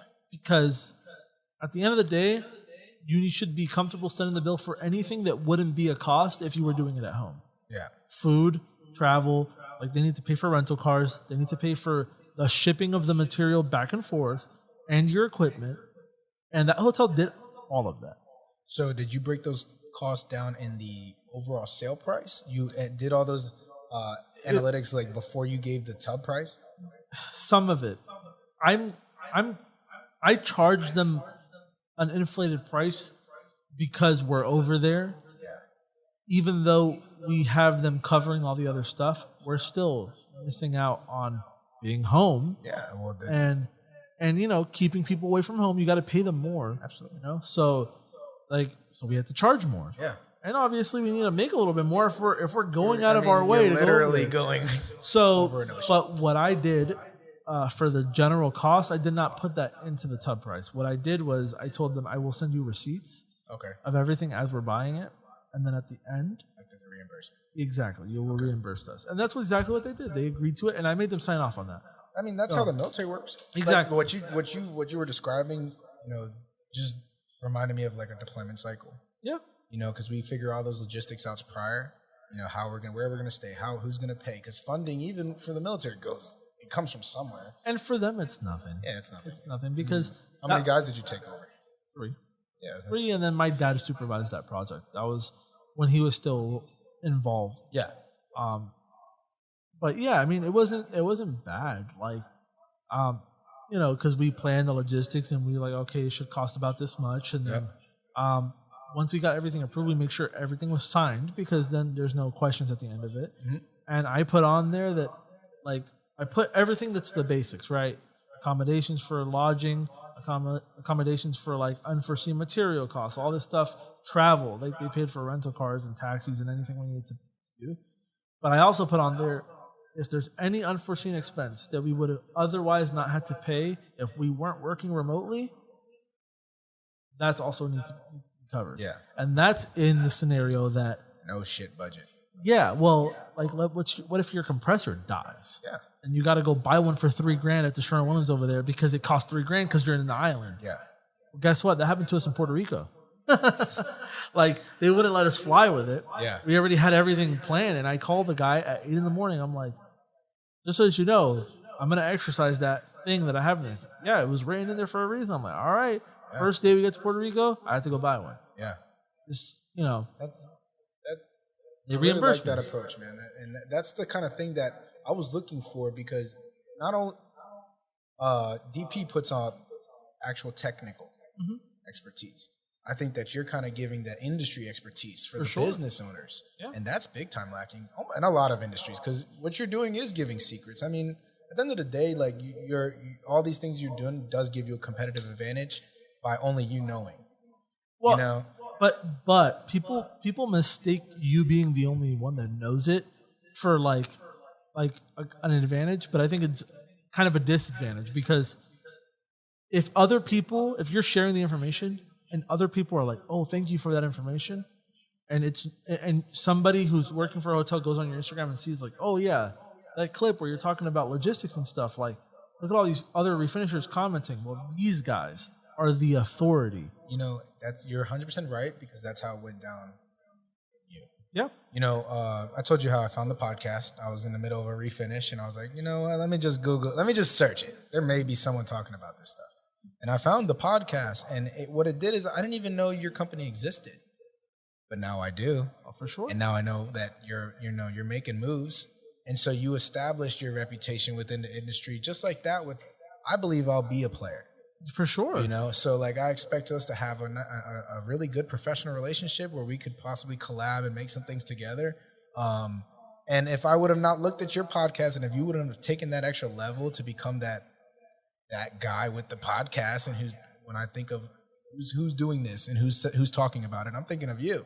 Yeah. And that's a good step for you, man. And then other people, believe it or not, residential people will look on Instagram and see like, all these people are thanking him for his tips or his advice or whatever the hell. He must know. He must know. I want him.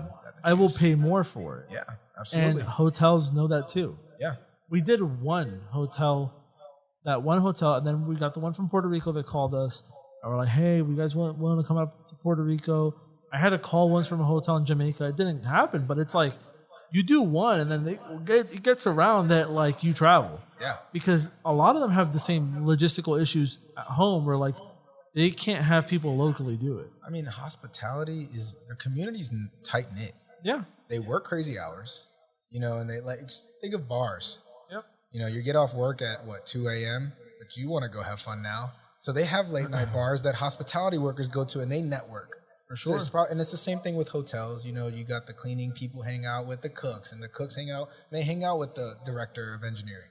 For sure. And they talk, and that's how it goes. So I believe it. Yeah, and so whenever you're in the scenario where you're doing that, again, just make sure you're charging what you need to charge. And you always got to remember, they know when they're reaching out from the mainland, like it's gonna cost them. Yeah. Nobody just goes over there for this. They're not gonna. They know they're not paying $375. A shit ton just to build that thing there. Yeah. Because obviously, if refinishing bathtubs takes this much of logistics, imagine major renovations that they do all the time over there. And also, those hotels corner the market because they're the nice hotel in an underdeveloped area, and they're charging thousands of dollars a night. Yeah. They won't flinch when you tell them $500 and all expenses. They're like, "Okay, we make that in 2 days." Yeah. Fuck it. Or not even a day sometimes. They're making big money, man. With their resort fees and their freaking like parking lot costs and all you think that being in Orlando has given you an advantage with the commercial industry? Yes. For refinishers out in Oklahoma and places where tourism isn't as thriving as it is here in Florida. In the Midwest where they have real winters, refinishing is It's basically seasonal. I don't know if you know tub reglazing by April or her business is kind of seasonal. Oh. She's over here until August, I think. Okay. She's in New Smyrna Beach right now. Okay. But she had mentioned in the Discord that I invited you to. She had mentioned at one time that like they can't paint tubs for like 4 months out of the year. The material is not working. There's snowstorms. There's crazy snowing in general. Like. It's just the process isn't the same. It won't work. Yeah. And so, like, it's a big advantage there on the residential side. Big advantage because the cost of living here is high, which means more people have more money. Yeah. And also, there's a lot of hotels. There's a lot of people here. People in general. Also, a lot of people from those hotels that I was talking about, they've worked in Orlando. Because the hospitality is so big here, there's so much hotels here, Florida in general, but Orlando is like the theme parks, you know what I mean?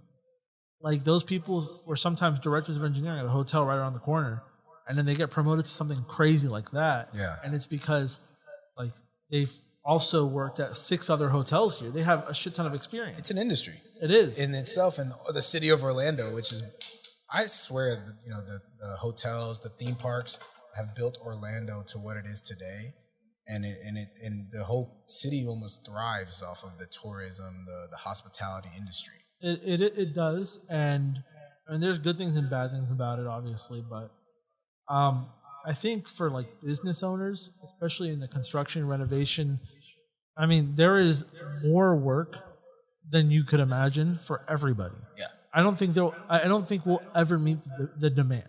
No. Because like the hotels here are used so much. It's not like in the Midwest where like all the hotels are hanging around 20 and 30% capacity. Yeah. Even when they're kind of busy. Yeah. Every hotel in Orlando is at 90 to fucking 100% capacity on the regular. Yeah. Because they're in close proximity to the theme parks. Especially the freedom that the state of Florida has had with the COVID. That's another thing. People are coming here crazy. You know, and it honestly kept me in business. You see, like, I'm telling you, like, I keep coming back, but it's the most relevant thing I can think of, the Cabana Bay Hotel. They're at capacity for Martin Luther King weekend. People have one extra day off. That's it.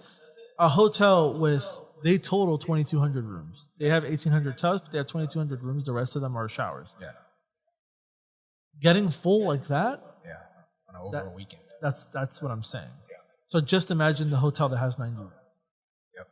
They're packed. Yeah. And the thing is, the rooms are used more. So the hotels here renovate more often because everything's getting more use. Yeah. Almost every hotel that I know has the same renovation schedule. They do soft goods every 2 to 3 years, and then they do hard goods every 4 to 6. Okay.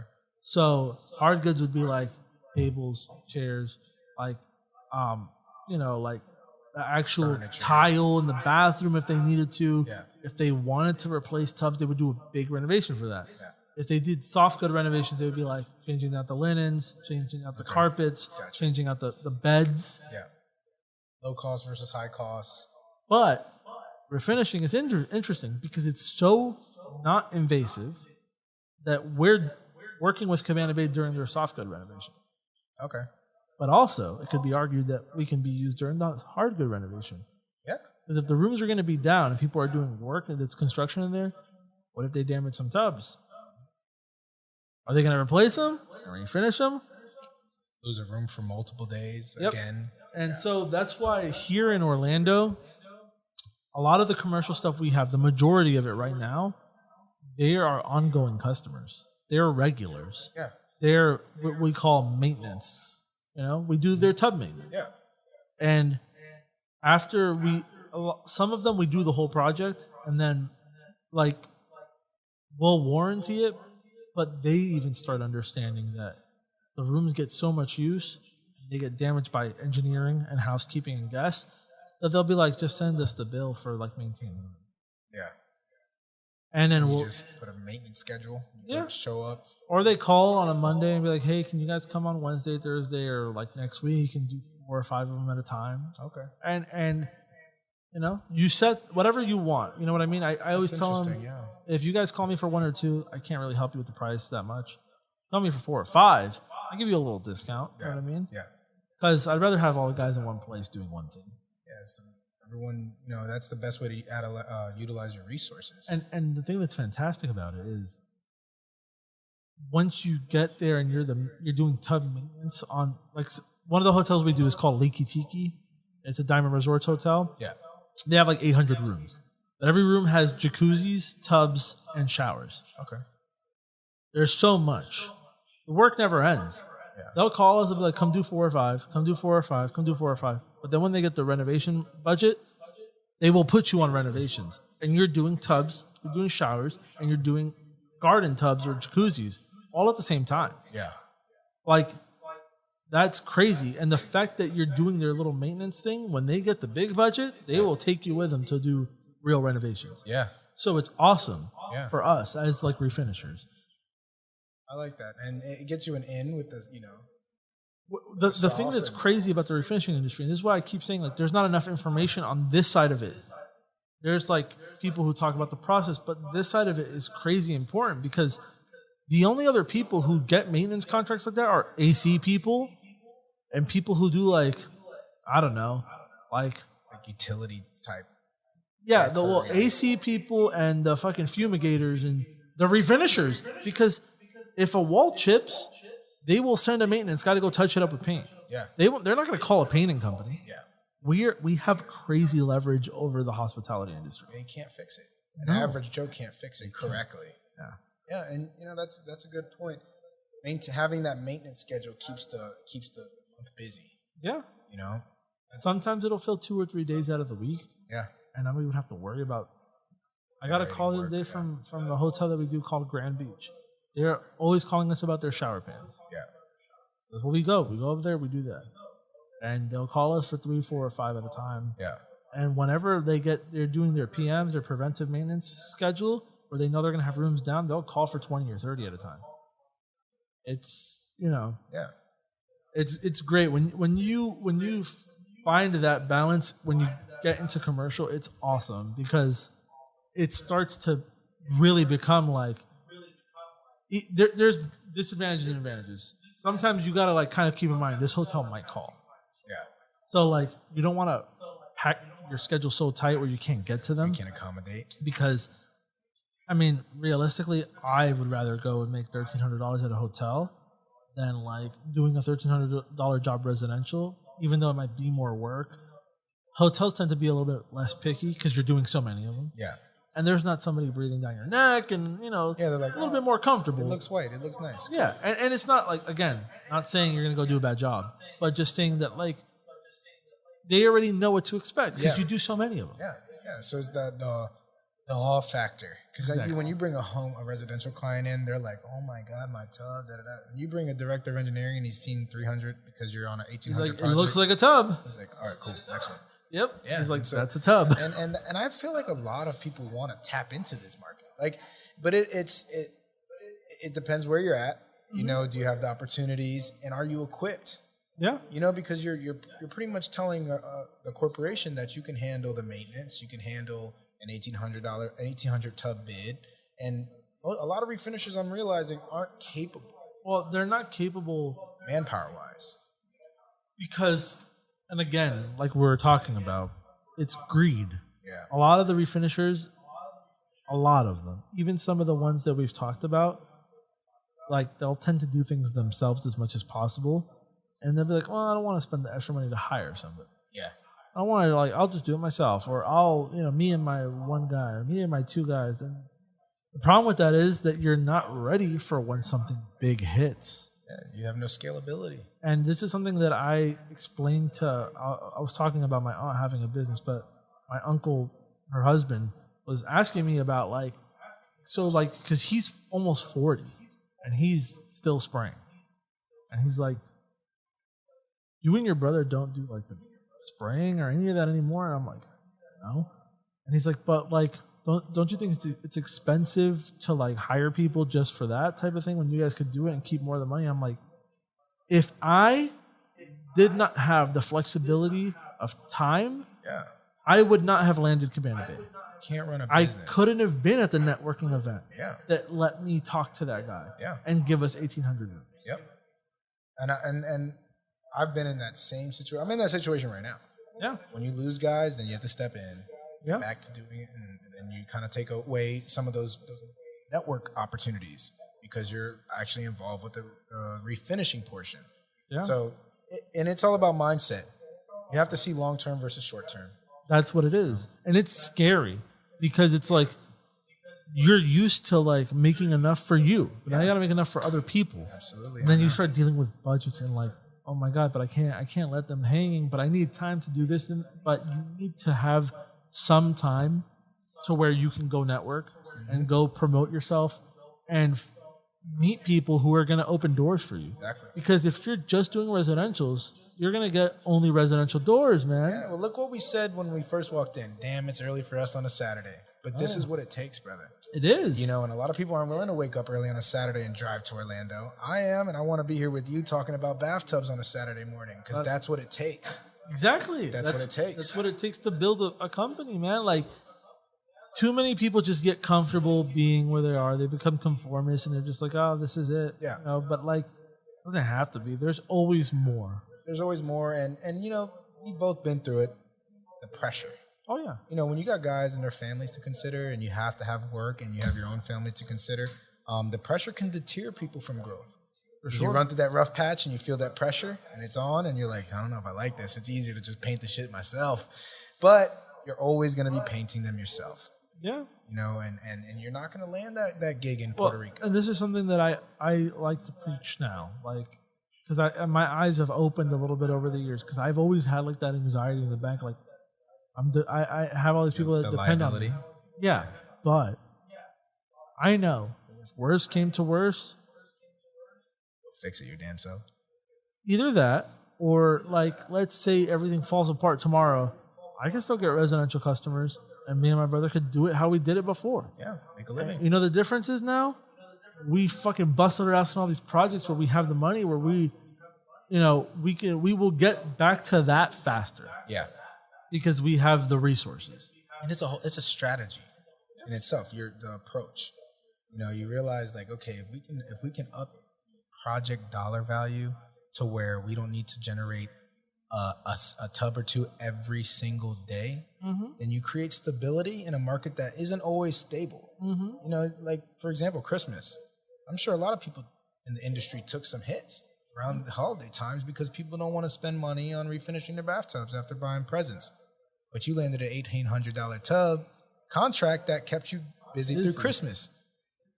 But you also took that pressure, the liability of performing and living up to the contract standards. Yeah, and you do take a hit a little bit when you're doing commercial, but it's not as big. Like, obviously, during the week of the holidays, we can't be there. They're full. Absolutely, yeah. So you're taking a hit there, but hotels pay every 30 days.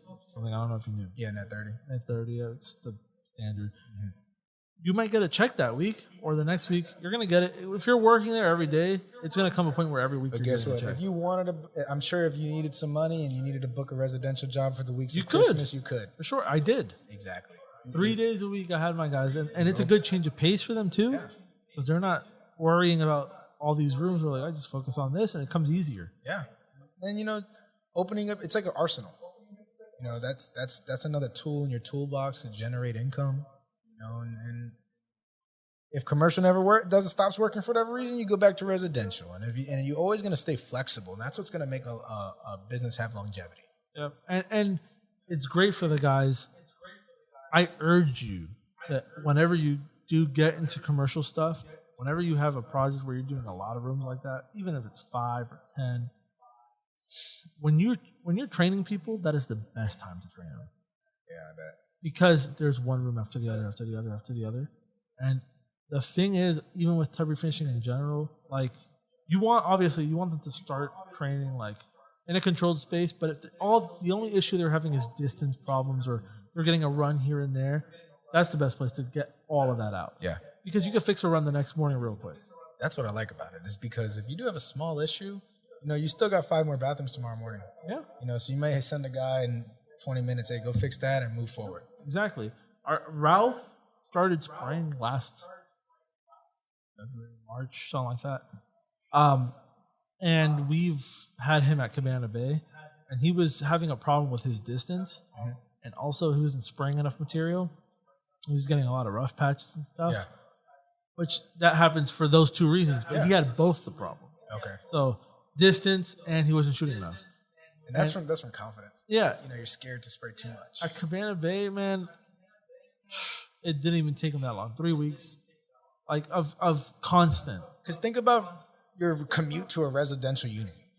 That's what would you say is an average residential commute for your territory? It's like 30 minutes, 30 minutes, 45. You could probably do at least 2 a day. Yeah. That's an hour in between experience that you just reduced times. How many tubs were you guys doing a day that he got involved 15. With?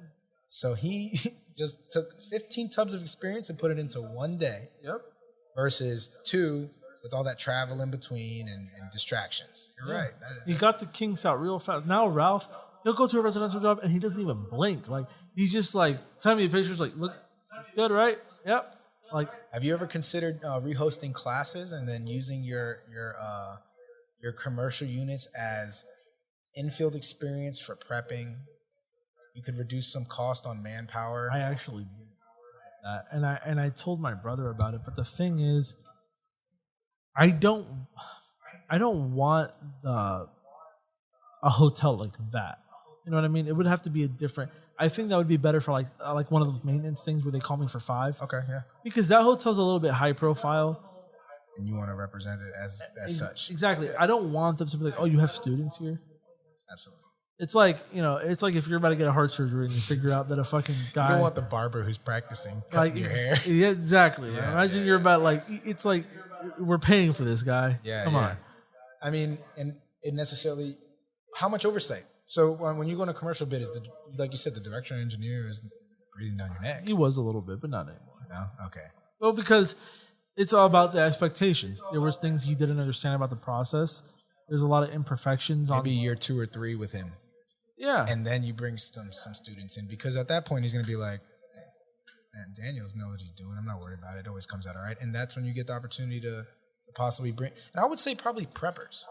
Preppers would probably be the best bet. Yeah, that's how you get a prepper to do 15 tubs in a day. Dude, in 2-3 days, he's going to be a professional prepper. Yeah. And refinishing, obviously, yeah, you want that to come out. We always break it down, so they're never doing 15. They'll prep 3 each. Yeah. Or, but it's about doing it one after the other, after the other. And you walk outside and he's doing one, and your guys are talking to each other whether we realize it. That's what I've learned. You think you're cool with your employees, but they always have their own sure, talks. Yeah. So if, like, for me, I may have a guy in Tampa, I may have a guy in Zephyr Hills, but if all of my crew in the same hallway, all working on tubs at the same time, they're going to bounce back and forth. They're going to talk to each other. The environment is producing knowledge in itself, and I never thought of it that way. So you're right. The tubs would be a great place to start getting these guys experience. Or I'm sorry, the hotels. Yeah, it's a great place to get experience in because you have access to so many rooms. Yeah, and like again, Ralph was different because he knew how to spray already, but he had the little things. And when you're spraying with, that's something that if he would have had the gun with the air valve, it's like you turn it down. But then he would have never known how to spray like this, which is the way that is better for him. Yeah. Because if he could spray 2 coats that's the equivalent to 4, good on him, man. Yeah. And it's better, it's less time, especially when you're spraying 15. Yeah. You're putting 30 coats. And that's what makes the difference between experienced and amateur. Yeah. Is that ability to take that coating to that limit of wet mills to where before it starts running. Yeah. If you can apply that to that perfect moment, that's what tells you that this guy knows exactly what he's doing and why we can take a commercial bid. Yeah. An amateur refinisher will not be able to produce enough tubs quick enough. Because they'll be like, I need to do 4 coats because all they know is one way. And there's other ways. There's ways. And yeah, it involves learning. It's harder. Mm-hmm. But I could give Ralph one with an air control, and he'll spray perfectly fine because he knows how to adjust. Here he knows how to spray at 1,000. He could spray at 700. Yeah, you know what I mean? Yeah. It's always better to learn it a little bit more difficult if you can. One of my guys, Damon, he always sprayed with the air valve, and one day he used the other gun, and he's like, I kind of like this more because it's more comfortable. The gun connects up here. Yeah, it's kind of out of the way. And he was running. He's experienced. He was running. Yeah. And we kind of had to retrain him a little bit on how to use it this way. Yeah. Also, he's used to opening the needle up a lot more because he has the air pressure to compensate. But here, you can only do 1.5 turns on the. Really? Yeah. If not, your fan's gonna be like this. Okay. So we keep it around here. Yeah, I go about. Past. Yeah. And everyone's different. Gene, I was talking about Gene. Yeah. He sprayed like that. He sprayed smaller, but his tubs were super. He was super consistent. But that's just where he was comfortable too. Yeah. And I thought about how do you feel about consistency with equipment? Having crews, all guys use the same equipment. And my thought process behind that was when they have issues, adjustment issues or mechanical issues or cleanliness issues with their equipment, if everyone was on the same page, they would be able to diagnose these problems a little bit more efficiently between each other. In commercial settings, I handle that.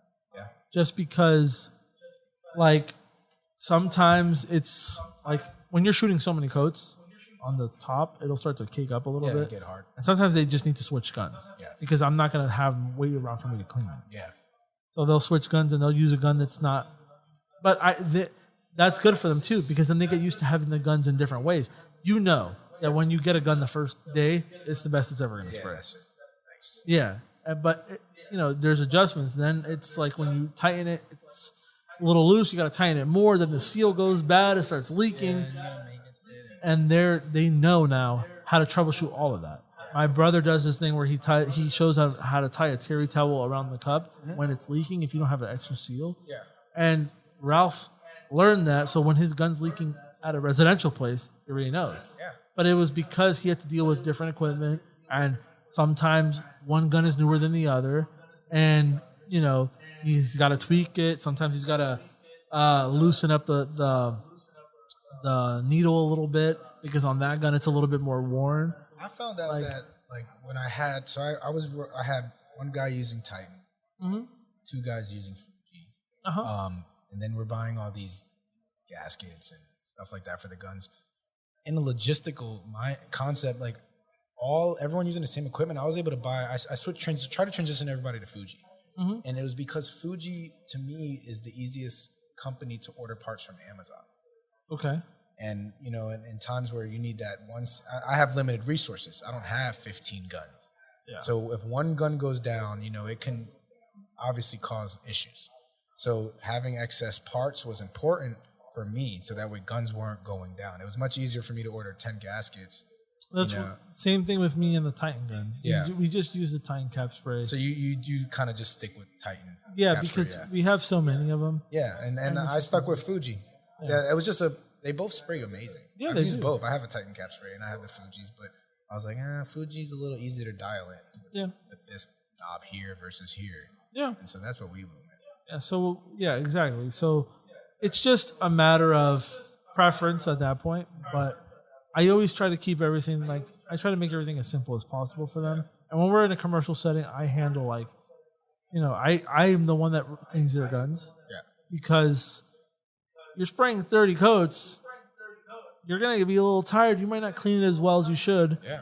And those guns are kind of pricey. So, yeah. All those little things I take into account. That's good information, though, because I probably would have had them clean it. Yeah. But, you're right. If you have one guy dedicated just to making those things shine, the finish will come out better. The guys could focus on spray. This is all I tell them to do. Rinse the gun out with lacquer and leave a little bit of lacquer in the cup. Take all the pieces off that are chrome, drop them inside the cup. Yeah. Next day, I will clean it. The morning, I clean it, and the guns look brand new. Yeah. And so every single time they're spraying, everything's how it should be. Yeah. Also, I'll find anything in it because I know how to test the guns without the compressor and find the things before they go wrong. Yeah. I could tell if it's clogged. Yeah. I can tell if... Yeah, me too. I've mastered it. Yeah. It's so much time dealing with fuck ups. Bro, I can take those guns apart in ways motherfuckers will be like, what the fuck? I know every piece. Exactly, me too. Literally every piece of the Fuji T70. Yeah. I've worked with it so much. I take the whole thing apart. I can rebuild it. And it was because I ran into so many, what I didn't know how to do because I didn't have oversight, direct oversight in the beginning. I had oversight. I trained with my cousins and over the phone, but you're in that situation there today, and I had to take this whole thing. I would have airflow issues or flow issues with the paint or restrictions. And I was like, I didn't know how to troubleshoot the issues before I had to take the whole gun apart. Now, because I understand the mechanics of the gun and how the gun operates, I can isolate the problem. It's not, okay, we have an airflow issue. No, this isn't airflow. We have airflow. So we have a flow issue with our product. Okay, it's not that. It needs to be thinned. You know what I mean? And experience. Yeah, and having more in a project setting, you always want to have extra, especially spray guns, because you don't want to have the guy have to troubleshoot it. And when you're look forward and you see that they have so much to do. Yeah. So it's definitely slowing me down on projects. I just pour it into another cup. Use this one. I'll figure out what's wrong with it. Yeah. Most of the time, that's good. And then if something happens with that one, the other one's ready because I'll clean it out and I'll make sure everything's good. Yeah, and you guys are still doing residential though, correct? Yeah. Yeah, so residential's where they'll get their troubleshooting experience. Exactly. Because you won't be there. Yeah, exactly. And I always give them phone support. If they need something. Yeah. One time, Ralph called me when he was first learning. He's like, the trigger, it just keeps it's getting stuck when I pull it. I'm like, I know exactly what's wrong. Do you have an idea? And he's like, I really don't know, man. I'm like, behind the trigger, it's caked up with paint. He's like, oh my God, I even know that. I'm like, yeah, you got to get one of those toothbrushes and clean it out. And he cleaned it out. He was like, oh God, it's freaking working. Dude, thank God. The one guy I have right now practically has him, boy Tyler. He's his brother. I was in the military with his brother, and he was one of my first employees, and he stuck with me. He's gonna become a great painter. But he has literal OCD. He has the cleanest gun I've ever seen, and he sprays every day. And I'm like, this is the best habit for you to have in this industry. It is. Like, you keep your gun cleaner than, I mean, it shines. He paints every day. I'm like, this is awesome. There are people like that, man. But then again, you keep mentioning Gene. He's not here anymore because some other issues. But he had the dirtiest gun in the world, but would spray perfect. Yeah. I hated it. Yeah. I tell Tyler, because Tyler gets on my case because the outside of my gun is dirty. I'm like, you know how many bathtubs I paint? Yeah. I'm like, as long as the inside's clean, man. That's all that really matters. I'm like, I can't keep up with it. I'd be cleaning this thing because I do a lot of residential. So I'm actually having to get up and get out of there to get to that next project, man. And, so as long as that inside stays clean, but his outside of his gun shining, I'm like, whatever, man. As long as you're doing a good job, and I don't care how you go about it. Yeah, man. That's pretty awesome. So, do you have any questions or anything that you want to know? Oh, I mean, I think we talked about a lot. I don't know, we did a whole other hour here when I redid it, and I think we were an hour and a half in on the other shit. So we've been here for a minute. But yeah, man, I mean, I'd like to have you back if you're willing to come back. Maybe we can figure out a theme or something. That's what I was thinking. Start putting some idea. I thought about it on the way. Yeah. And I was like, man, I would really like to come with some quality. For sure. I don't waste anybody's time listening. Yeah. I want to come back with a purpose, but this was great to talk to you and really get an idea of what you got going on here, man. I'm excited for you. Thank you. I appreciate that. This is cool. I'm glad that you were willing to come. Oh, yeah. And it's like we talked about. There's a lot of people who just they'll look at it and they'll watch it, but they'll be like, I don't want to. It's intimidating.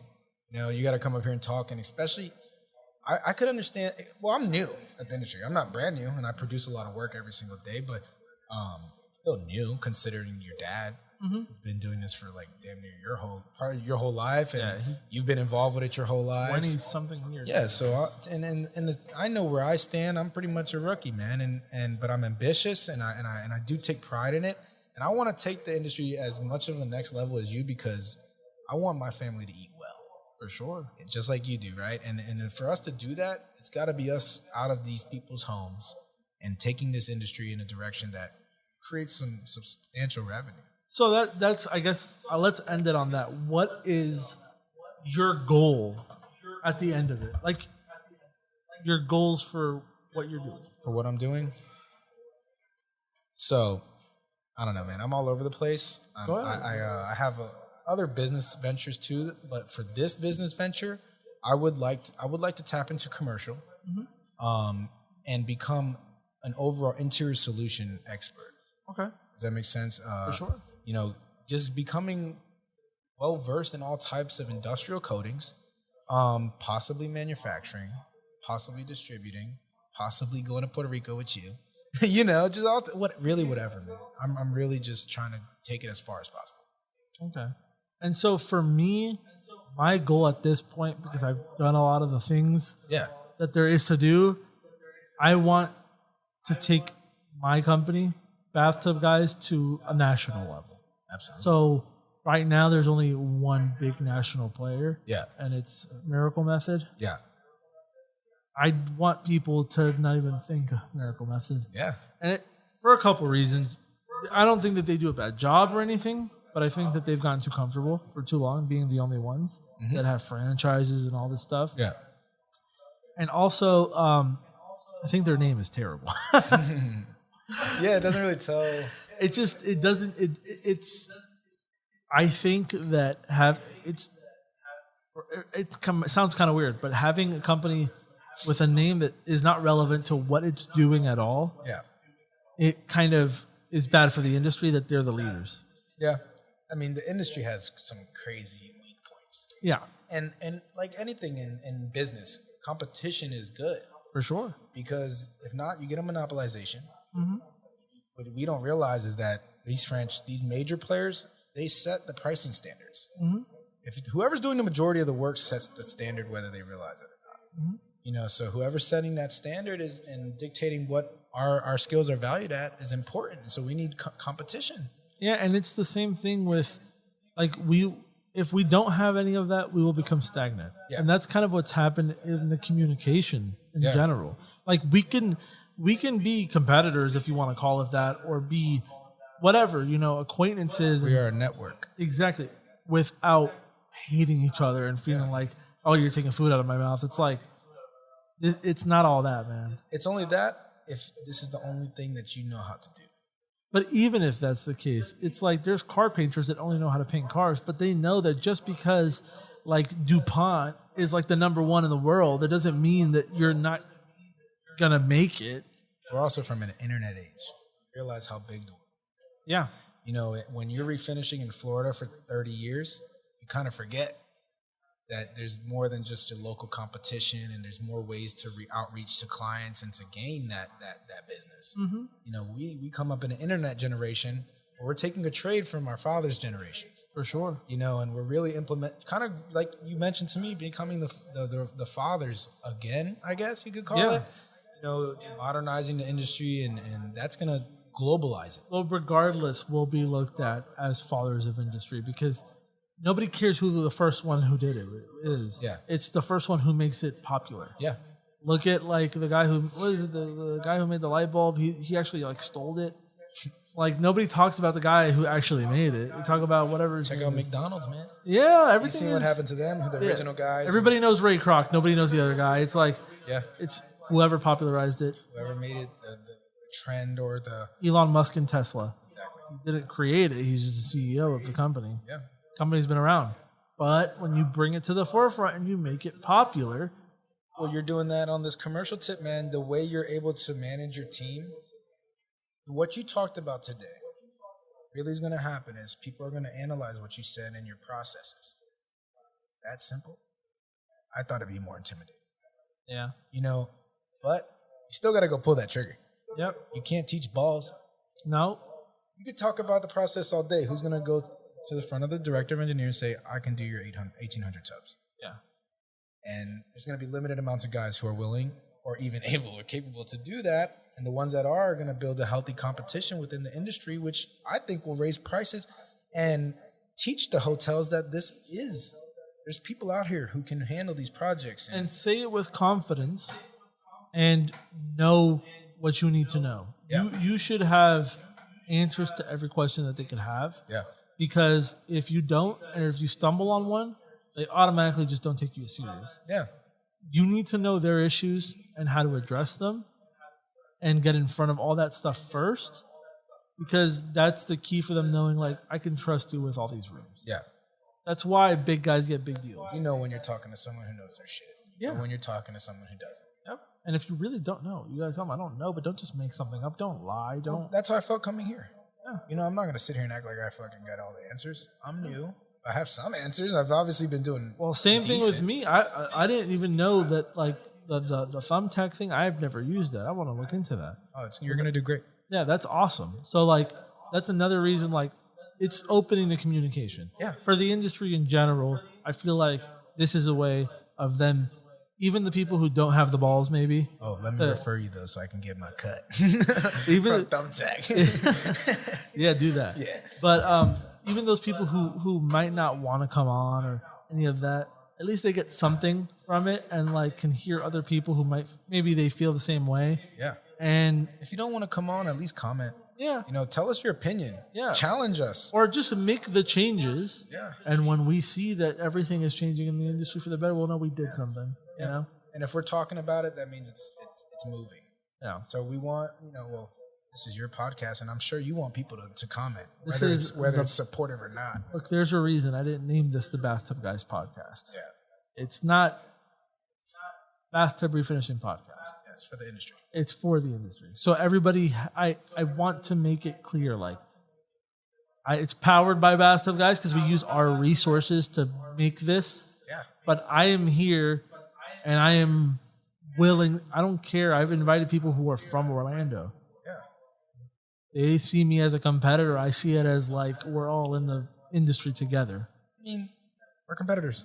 Like, it is what it is. Like, it doesn't, don't be scared.